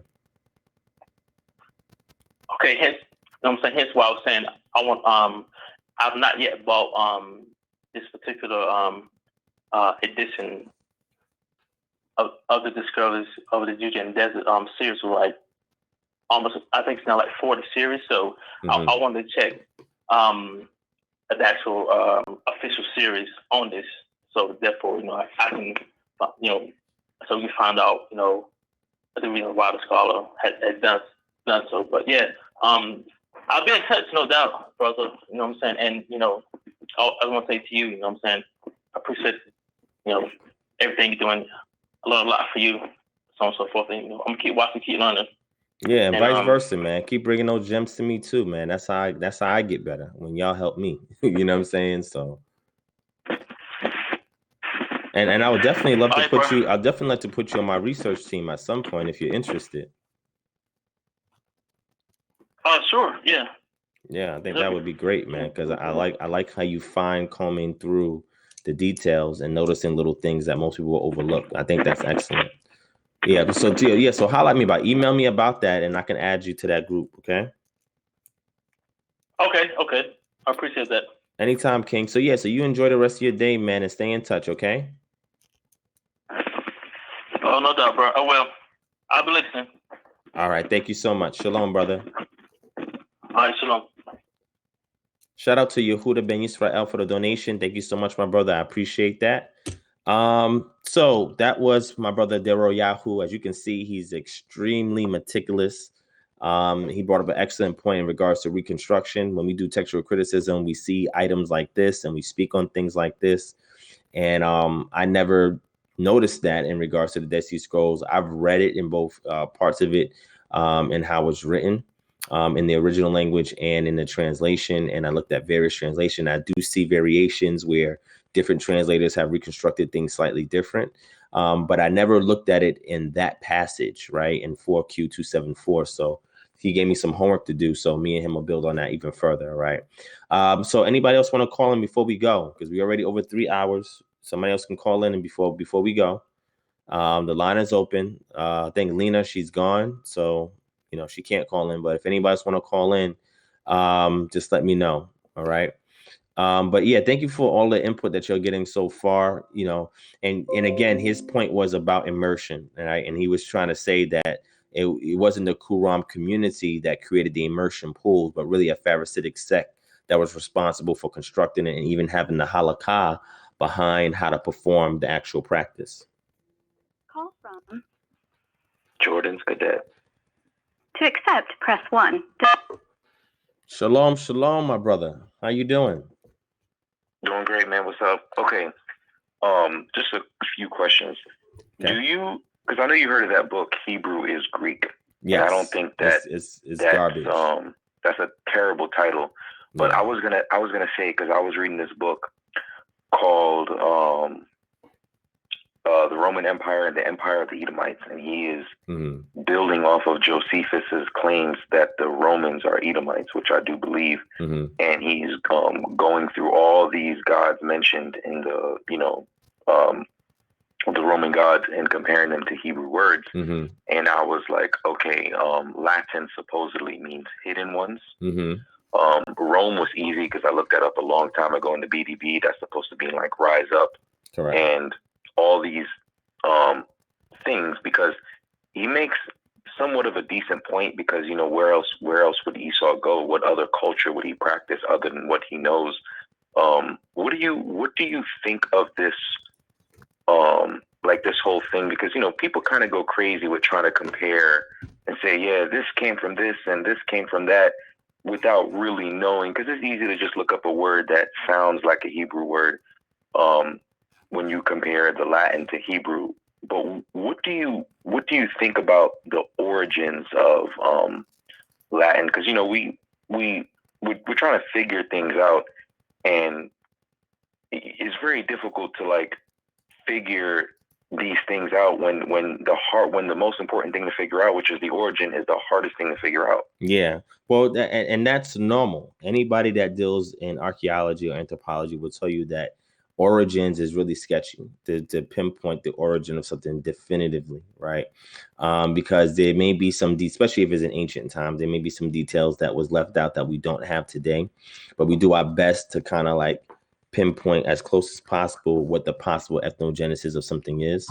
I'm posting a link in the chat right now. You may want to click on it. And this one I did as an apologetic against brother by the name of Kevin, what's his name? Kevin Wesley, who's the ex-pastor or whatever. And he brought up the Hebrew is Greek and used that as a source to kind of, I guess, refute or rebut our claims about the Hebrew language, which I told him is, in the lecture, that's like the dumbest thing I've ever heard. The author that he referenced is a fringe author, and he's not even regarded in that realm regarding his work, and that anybody in ancient Near Eastern studies or anybody who's a scholar in that area, nobody subscribes to that. Like, that is extremely weak, right? You have to show the development of old archaic Hebrew developing from Greek. Now, there are old forms of Greek, like we got the Minoan script, we have Linear A, Linear B, which is like more antiquated scripts. You may want to mute the YouTube that you have playing on your end, so I hear a slight echo, if you don't mind, Jordan. Okay, that's better. That's better. Okay, so I was saying that when you look at the old Grecian scripts like Minoan and Linear A, Linear B, and you look at the decipherment of those scripts, you'll see that the Greek that comes on the scene during, let's say, the 8th century BCE and later actually can tie back to those scripts. But that developed in an isolation away from Hebrew, right? Hebrew developed, according to linguistics, developed out of the Canaanite script, right? Which wouldn't really be far-fetched, because if you look at Abraham, more than likely, he spoke probably the lingua franca of the day, which would have been Akkadian and maybe some Aramaic, and then Hebrew probably was developed over time. I subscribe to the fact that the language that developed and that the script that we get was actually through the inclusion of Yosef, or some kind of Semite that was notable in the Nile Delta region. And they actually helped to formulate a script to reflect this burgeoning language that was coming on the scene, that would then be utilized as a scribal language for the cultural literature, right? So that Hebrew is Greek book is garbage, right? I have it. Isn't a really long book. I read about 80% of it, I believe. It was just too much to read, and it was just useless, a lot of the information it was using. So you could throw it out the window. And like I said, the consensus is against that. And you're not going to find any modern ancient Near Eastern linguist in that who's an expert in that field that's going to subscribe to that. That's stuff that you find in the peanut gallery that people pull and say, hey, look, this is this. The second point you make is in regards to the Edomites. So now we do have information in regards to Edomites intermingling, amalgamating with parts of the Roman Empire, right? So we know that is something that we have references for, right? So that cannot be denied. But from my position, I would say the Edomites, they didn't just stay there with intermingling with Rome. A remnant of them branched off elsewhere. And I did a lecture on this back in 2014, where I gave some of my position on that, where we have some Edomites that did amalgamate with Rome, some that did stay there in the region of West Arabia, and some that did migrate even further north, where we find the region. Man, it just slipped my mind. 8th, 9th century region, the buffer state between Christianity and Islam. It'll come to me. That we see some Edomite migrations into that region as well. So identifying the people of Edom is important. I think that sometimes it's exaggerated in Israelite community on who Edomite is definitively, and not take into account other little details that mention the tribe of Edom. And actually, because they've actually exhumed and excavated regions of the mountains of Seir, where Edom is believed to have resided. And you can look for ethnic markers and trace that in different regions elsewhere. And they found it in other places as well, like places outside of what we would say the Roman Empire conquered and was in control of, which goes to show that they migrated in other regions as well, right? So I think I should probably do a revisiting on that old lecture, just to update with more information, just to give people more points to research and study, so that way they can make a more informed decision as we uncover new data on this subject matter. All right. So hopefully that begins to tackle what you have asked me. But like I said, go back and watch that video. I posted the link in the chat where I destroyed this dude, Kevin Wesley, bringing that garbage up. That was like laughable.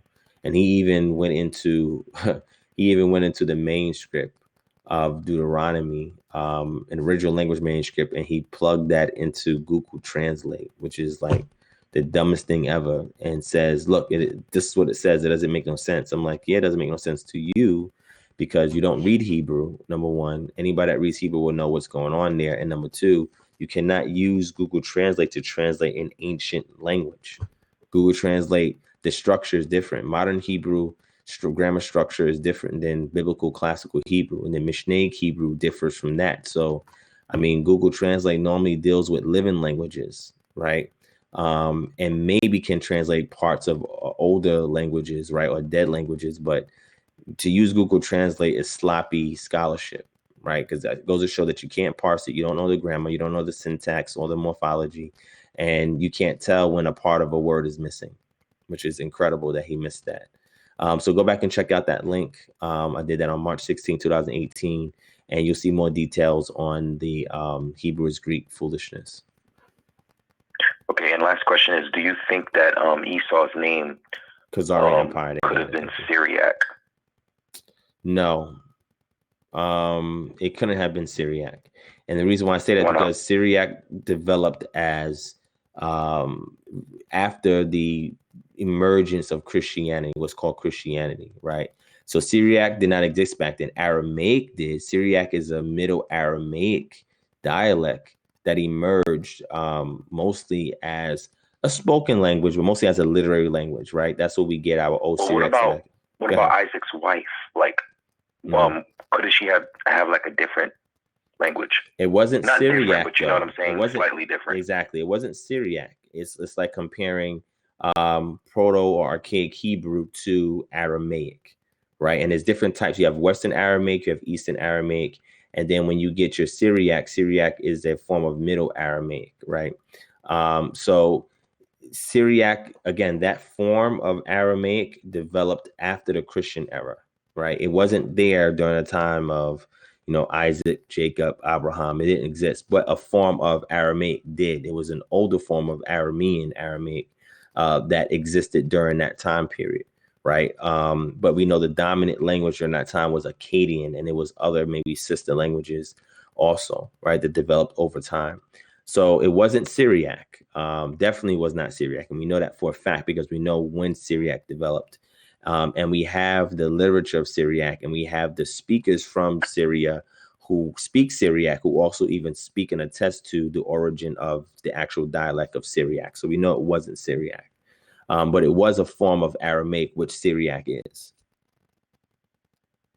Okay, do you think his name has anything to do with fire? Esau? Yes.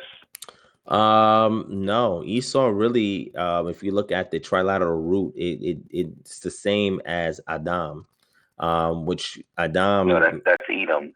We're talking about Esau. Oh, you said Esau. Yeah, Esau. No, I have to look that up. Let me bring up my Halot lexicon real quick, and we can go into that. Let me check that out.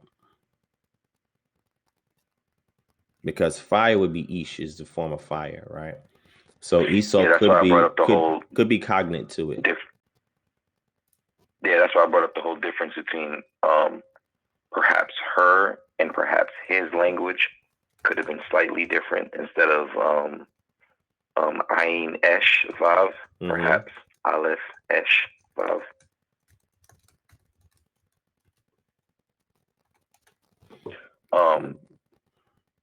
I don't know. I don't know. I'm just trying to figure it out. I did biblical Hebrew, but no, that's good. Let me just bring up my my lexicon here, and we'll go into it real quick. Let me do a search on it, and then I'll show the screen as soon as I pull it up.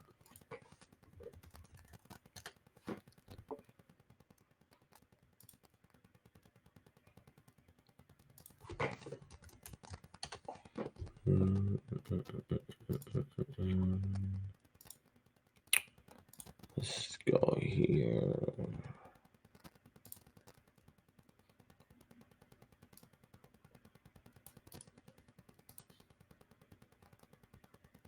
And let me pull it here.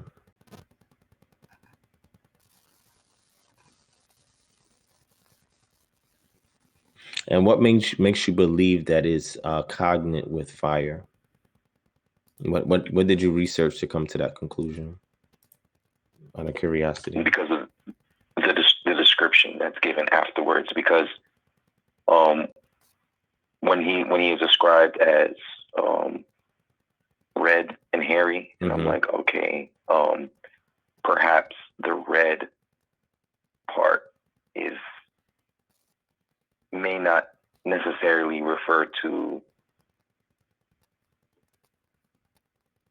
like, I'm saying that to say if he's named with a name that's denoting, or I won't say, yeah, but probably like denoting fire, him being described as red, I think we use to enforce the whole Edom part, but maybe that doesn't really explain how that's described from Esau.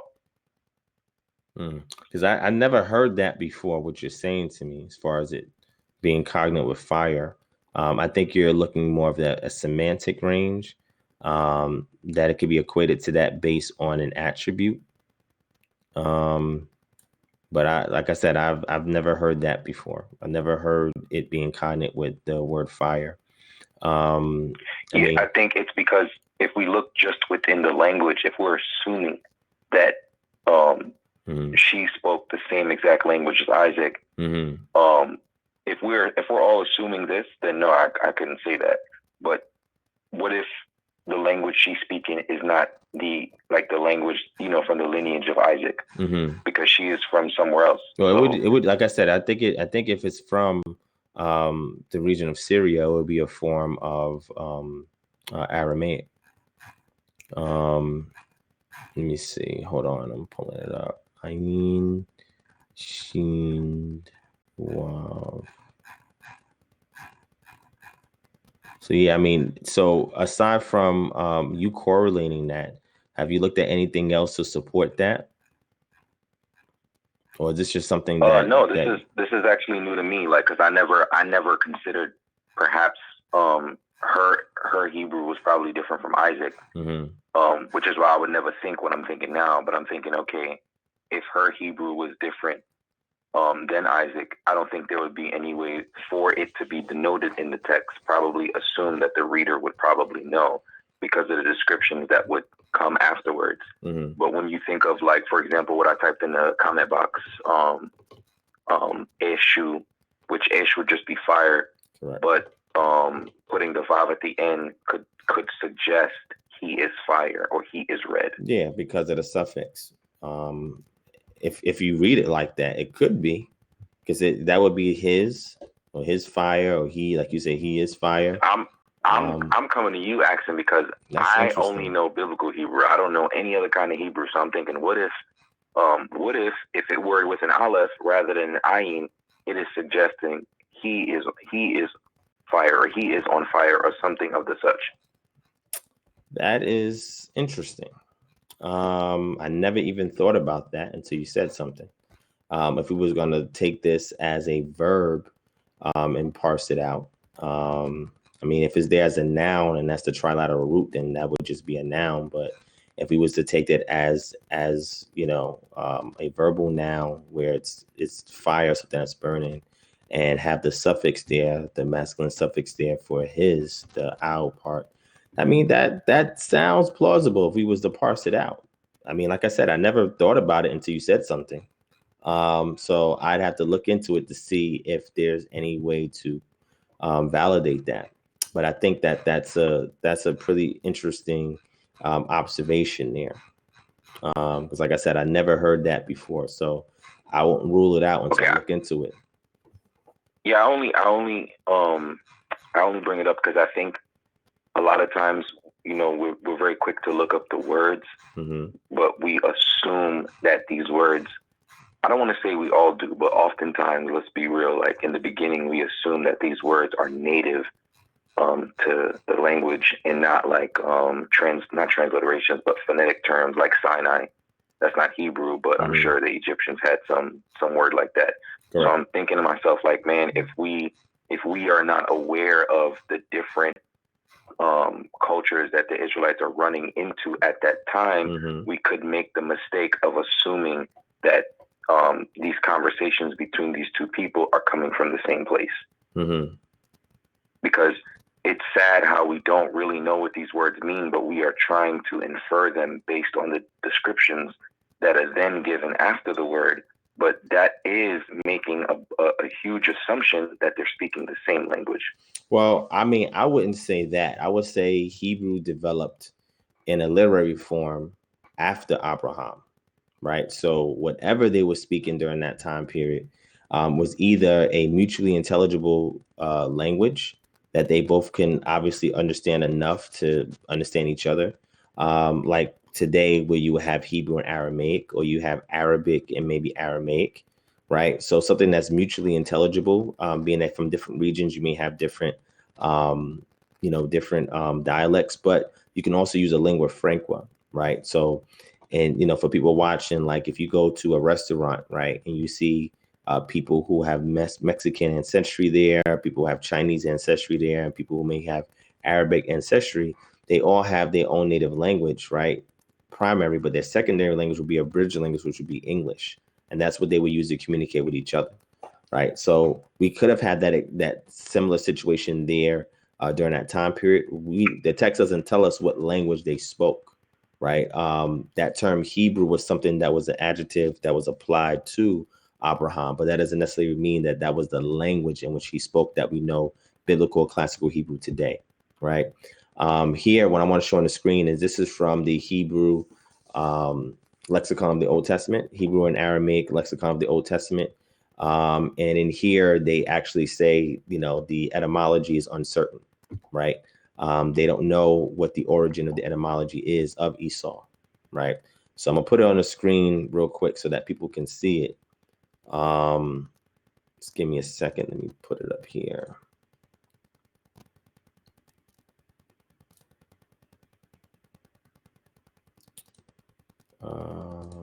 switch over to that. And I say this also because when we think Edom, we think red again, but it could be a variation of brown, a light brown, because you think pottage and you use no red pottage. Correct. And that's why I'm like, okay, I think the whole red thing should be contained with Edom, but perhaps this Esau is not necessarily referring to hair, but maybe denoting a quality of his hair. That's what I'm thinking. Maybe he had red hair.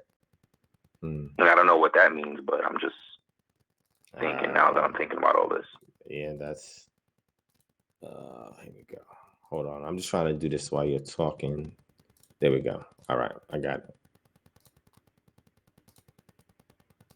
All right, sent to live. All right, so on the screen, let me know if you can see it there. You see Esau there. It says it shows up 95 times, and it gives you certain other lexicons and scholars that have made their assertions of it to look for the derivation of the actual term itself. It does mention a reference from Josephus in its rendering in the Greek. And then if you look down here on line 1, 2, 3, 4, it says the etymology is uncertain. It's a noun masculine meaning Esau, right? And then it goes into Spiegelfitch, Ginsburg, and their references to it as well. As you can see here, you say Edom is here as well, right? It says equals Edom, and it gives you the places in Genesis 25:30, 36:1 and 8. And then it goes to Edom again, and it goes to Abi, that's there as well. And it gives you a lot of different semantic ranges for it, right? Or lexemes that relate to it or is cognate to it. But I've never really seen an etymology for the actual word itself, right? So what you're saying is something that can be examined because any lexicon that I've looked at, it never really gives me its etymology, right? So I would say that if you're going to relate it based on an appellation or some kind of attribute, that will be a start. But I would say to research it further to see if you see some more supporting evidence from anybody in that field. If not, then you would have to begin to write it, right? And then it would have to be peer reviewed so we can strengthen your argument or let you know you're barking down the wrong path, right? But I think that that's good that you did bring it up. It does stimulate, thinking about it a little bit further. And it's definitely something I'll look into to see maybe what I can uncover that I can share with you. But okay. All right. Got you. Okay. Thank you, Jordan. I mean, every time you call in, you give me homework, man. So I'm okay. I'm okay with that. You know what I'm saying? You, Daryl Yahoo, and a couple of people, when you'll call, you'll give me like real pressing questions that I got to actually go and look into. But it's good because this stimulates growth. And this is how I grow too. I'm a student first, so I appreciate that. But yeah, definitely look into that further. I will as well. And if I discover anything, I'll share it with you. If you find anything else on it, let me know. If not, you gotta write something or do a lecture, do a video, do something. What I do is when I come across things that I pick out, I said, wow, okay, I either gotta write about this or lecture about it and let people peer review it and either continue on with it or just leave it alone, right? So definitely keep looking into that. I can send you the book that I've been reading. Sure. I could definitely, because there's a lot of Latin thrown in this book, but some of his points are just they're pretty good because of the connections between because I looked up Rome a long time ago, but I was like, I don't know how to establish a connection between Hebrew word Rome and Rome. So I was like, but Rome in Hebrew does mean rise up. Correct. And then supposedly the legend of Rome starting is the desire of Romulus, something Correct. about law going forth and them building a city that law would come forth from. Correct. Because, Hebrew, we would have the word Kittim is really the one that's closely related to Rome.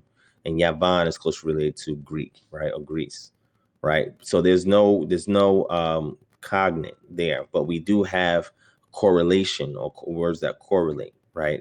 Because it's speaking about the same thing. Is the way that it's pronounced and spelled is just different, right? So those are your heterophones, right? For something that it's talking about the same thing. So I think that's pretty good. Like I said, send me what you got on it. I'll look into it. And like I said, if nothing else suffices to support that position, you gotta write something up, or you gotta do a video or something. All right. All right. You just gave yourself some work. You know what I'm saying? So, so I appreciate it. Thank you for calling in, man. And listen, this stuff don't have to be confusing. We're here as a team. We work together. All right. I got a little bit of the pie. You got a little bit of the pie. We put these pieces together until we figure out what the big picture is. All right. So don't let nothing confuse you, because things can be daunting at times. No, I don't feel bad about that. I'm Okay. going down the rabbit hole, man. Like, I feel like it's inevitable. As the more you learn, it's just what you're left with. Correct. But never travel alone.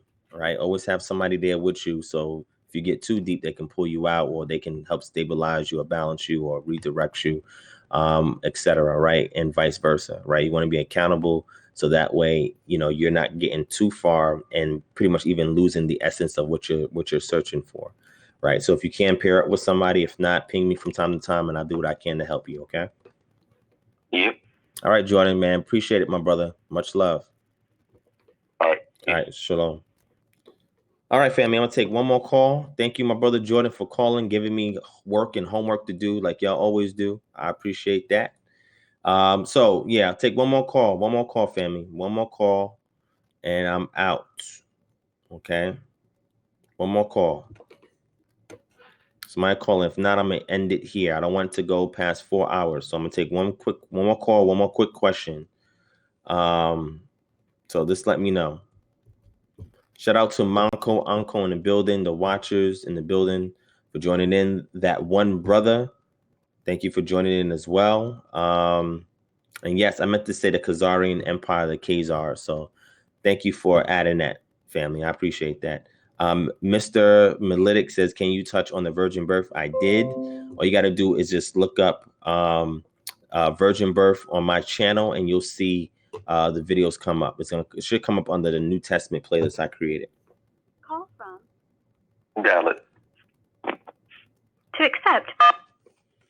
All right. Shalom, shalom. What's going on? Shalom, shalom. First of all, I want to know if you got the a PDF of the biblical book that you were talking about earlier. The PDF of what book?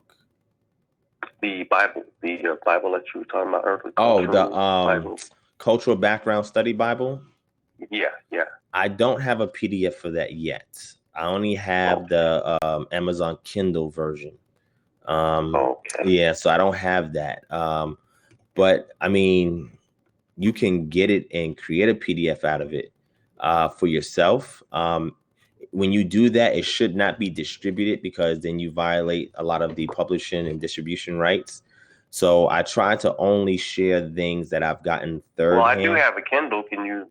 I know they do have like a share thing with it. I think they do too. I haven't done the share option in 5-6 years. It's been a while. I mean, just email me, and okay. If I can send it to you. You got my email. It's me. It's Dorvel. Oh, what's going on, man? How you doing? You got nothing much. You got a lot of my stuff, man. Oh yeah. Matter of fact, I want you to pull up the email I sent you. Which about one? Look what research unveiled. Let me see. On the Chad White, right? Yeah. Let me see.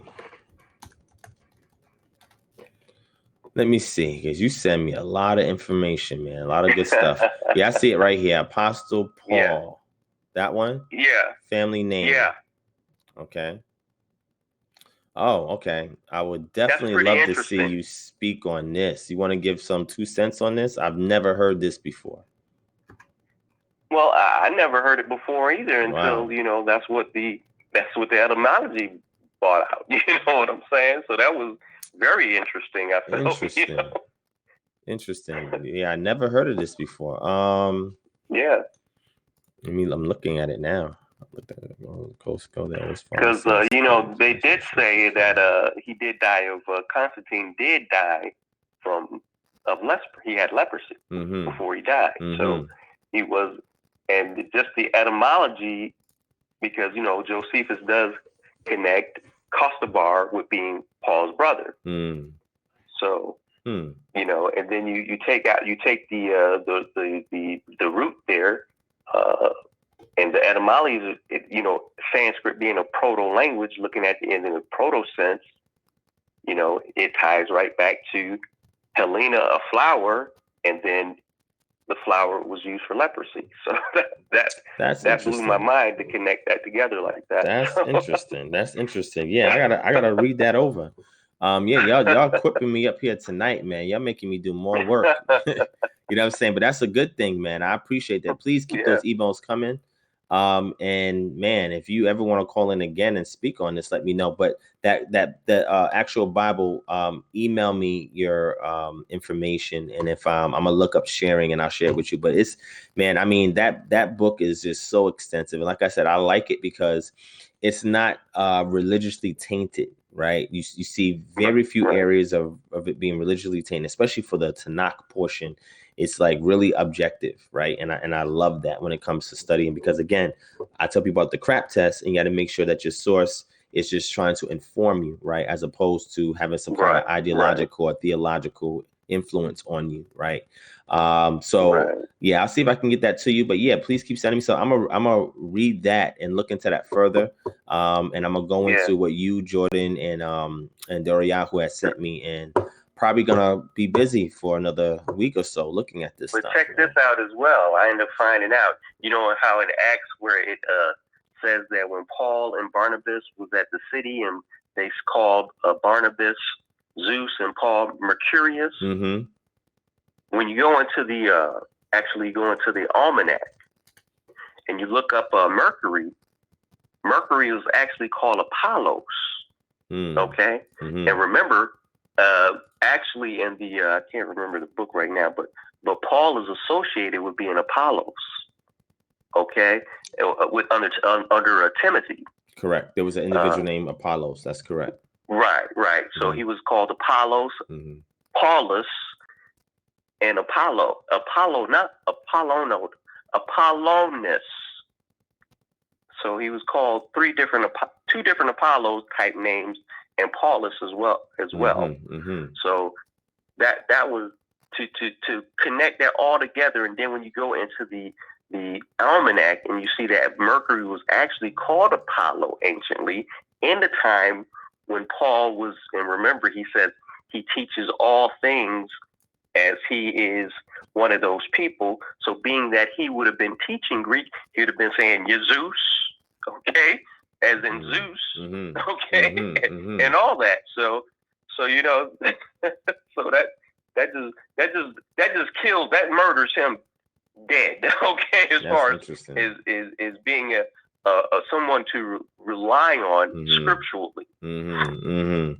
Yeah, I mean, I'm definitely gonna check that out too. Every time you say this stuff and send emails, I have to take notes and go back and look, because it comes from a very unorthodox angle. You know what I'm saying? So yeah, thank you for dropping that, and people can hear that as well. They can go back and do their research, man.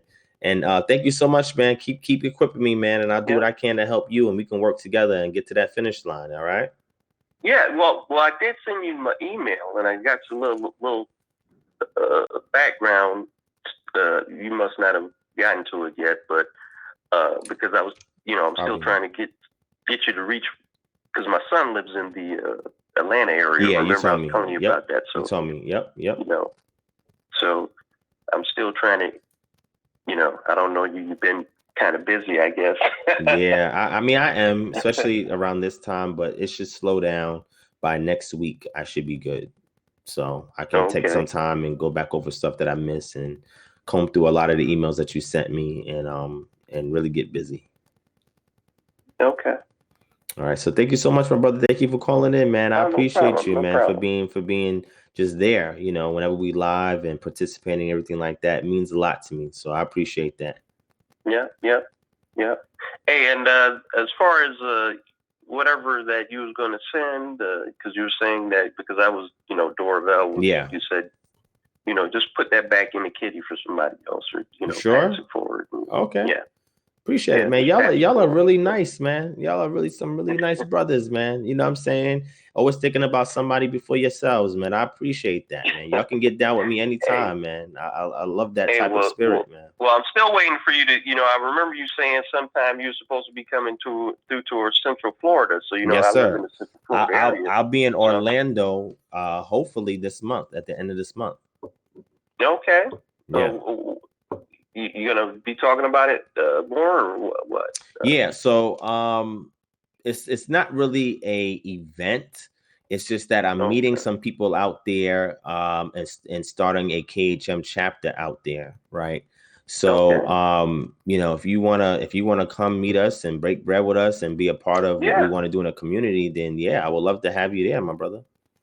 Definitely. Yeah, that's what because Orlando is like dry for the Hebrews, man. Yeah, I'm telling you, man. It's like it's a desert, man. Yeah, man, and it's not a lot, but I've met at least 6-7 brothers out there, and I just want to bring them together collectively because they're on the same frequency as us, and just trying to get them together so we can digest this information. They can break it down autonomously, and then they can start doing work in the community and resolving societal ills out there, and using that as a vehicle to bring people to the truth, right? Instead of bringing the truth to them first and then trying to help them first. And then after we help them, open them up to receive whatever it is that we want to share or need to share with them. You know what I'm saying? That's right. But yeah, man, you can get down anytime, man. Anytime. That's right. Mashiach fed him before he gave him the word, didn't he? That's it. He laid it out. I agree. Hey, can't nobody listen to you with a growling stomach. Facts, right? The stomach is going to be louder than the words that you got to say, man. So I feel you. Yeah. I feel you. But yeah, man, thank you so much, man, for calling, man. I appreciate you, my brother. I look forward to seeing you soon and meeting you in person, okay? All right, you too now. All right, much love, man. All right, you too now. All right, shalom. Yeah, bye-bye. I feel like I'm talking to family members, man. You guys are awesome. All right, family, I'm about to get up out of here before this video gets over 4 hours and scares people away. But interestingly enough, people still watch these videos and they long. So I appreciate that. If you're new to this channel, hit that subscribe button, hit that bell notification, hit that thumbs up button if you have not already done it. Or if you're hating on this, you can hit the thumbs down button. I'm okay with that. Just thank you for being here. Like I said, we need 2 more Patreons to sign up and we'll pay somebody's bill for under $200. You just see what those brothers did. They donated. They did their super chat donations. Shout out to everybody that did the super chat donations. I appreciate that. They put stuff in the pot for somebody else. You see, that's the type of spirit that we want to raise up with KHM. Like when we have more people that do what these brothers are doing just in this little way, imagine how much of an impact that we can make on society. You understand what I'm saying? You got to cater to the needs of the people and be able to strive to interpose for the peace of your city so that you may have that same peace. We cry for y'all to give us peace all the time, but what are you doing to ensure peace? Are you a peacemaker? Are you intervening on certain matters in your community so that way there's peace? Because if you're the light, if you equip, and if you're doing this for the sake of your community, your people, the lost sheep of Israel, they got to see the work you put in it. You understand what I'm saying? And this information is designed to inspire you to do just that. All right. So again, family, thank you for the super chat donations. Thank you for I just got a couple of Cash App donations. Thank you so much. There was a sister that actually needed to get wanted to buy into our credit repair services that we offer. And again, we offer debt elimination, credit repair services, and we're also offering jobs. If you want to do the referral job, or if you want to be a consultant, there's ways for you to make supplemental income. If you want it, email us, kingdomharbinger@gmail.com. Let us hook you up with a job. But there was a sister that wanted to get our paid services or paid options, and she didn't have the funds to do so. And the people who just donated, you just paid for that sister to get her credit repaired. Okay, so we gave her the consultation. She wanted us to do the process of the paperwork, which costs money, and you guys pay for it. So I'm gonna have to email the sister back and say, look, now we can take care of you now because somebody decided to think about somebody else before themselves. So you guys just helped. And the people who just donated, the group that I started on Facebook, Ima to Ima for Yeladim. And again, that group is designed for mothers to speak to each other and barter and trade amongst each other for things that they need or things that they have that they want to give. And every time y'all donate, it covers the shipping costs, so that one mother that has can give the items that she has to another mother without coming out of her pocket, without being inconvenienced. So when you guys donate, it goes towards the things that we're doing for the community. You understand what I'm saying? So y'all might not know, and you may think, okay, let me just give to Divine because I like the information, I like what he's doing, but you don't know the lives that you're helping, right? So your dollar goes far when you donate with us. And as you can see, we give back. Somebody just won a Shell gift card. Before that, somebody won an Amazon gift card. Before that, somebody won an AMC gift card. On our Patreon, somebody got a $200+ Learn Biblical Hebrew pack. Somebody else is going to get another Hebrew pack. Somebody's going to get another mystery package, and somebody else is going to get their bills paid. Because if it's under 200, you can get more than one bill paid. Think about that. I wish I had somebody pay my bills. You know what I'm saying? But that's the thing. The more we can help people, the more clear their mind can be to receive the information, the more willing they would be to work with you, and the more diplomatic they would be. You feel what I'm saying? So these Christian apologists, some of them are gunning for me because they want to debate me. And it's like, yo, I'm not really interested. I'm trying to fix my community. Like, y'all just want to argue and debate, and y'all not putting in no work. I don't see y'all doing nothing in the community. So why would I even waste my time to debate you? That's a step down. You understand what I'm saying? I pick and choose who I want to have discussions with based on their sincerity. You understand what I'm saying? And if they're adversary, that's fine. I even give the trolls an opportunity to talk with me. But at the end of the day, like, what is this leading towards? Like, what is it actually doing for our community? You understand what I'm saying? I'm about unity at the end of the day. And if you're not about that, then you're wasting my time. Just like you see that Christian I called in earlier, cool peoples, man. Cool, laid back demeanor. I kind of sensed that it was a Christian, right? But he was cool. And because he was cool, I let it rock. We had a build. He inquired. I gave him some information. He didn't slander me. He didn't curse me out. He didn't call me names. He didn't threaten to fight me and all of that. You know what I'm saying? So, you know, it worked out. And I would love to continue to have builds with individuals like that. I don't have an issue with Christians per se. I have a beef with Christian apologists that attack me and Christendom. Outside of that, if you're a Christian and we build, it's cool.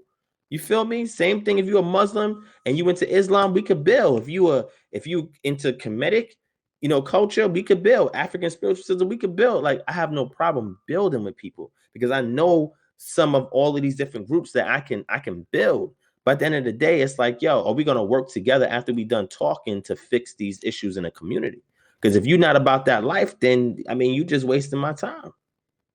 And if you don't know how to get started, link up with KHM. We got you. We got work. We're going to put you to work. You feel what I'm saying? So it's just that. You know what I'm saying? So I got you, Yarden. I got you on a Naturopathic Health. I'm gonna customize that email, shoot it out to you, or I could drop it to you in the inbox on Facebook. All right. But I appreciate you, my brother Yarden, for your support, man. I truly appreciate you, my brother. I watch all your lives too. I don't know if I told you that. I'll be following you on your lives, yo. Even the ones where I'm like, what is this brother doing? You know what I'm saying? You're just a cool, laid back brother, man. And I respect your vibe. You feel me? So much love to you, my brother.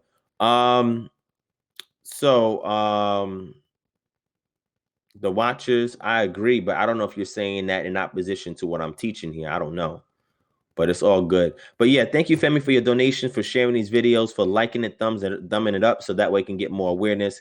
And the people who learn new information about New Year's celebration, I mean, it is what it is, man. The proof is in the pudding. I laid it out for y'all, and Yarden, we all are, bro. Don't worry about it. Don't worry about it. You in good standings with me, man. We everybody is, man. And anybody says they're not being real. They're not keeping it a buck. So, I mean, we all are.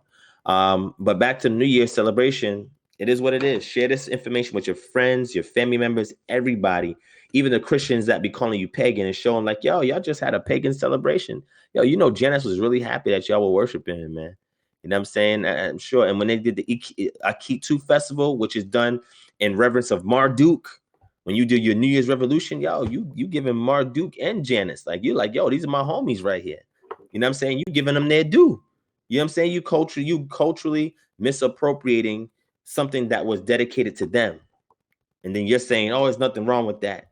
And then you getting drunk, passing out, at a party and all of that, waking up the next day talking about you about to enter into the new you. So Janice just opened up the gateway and allowed you to pass through and killed all the OU off.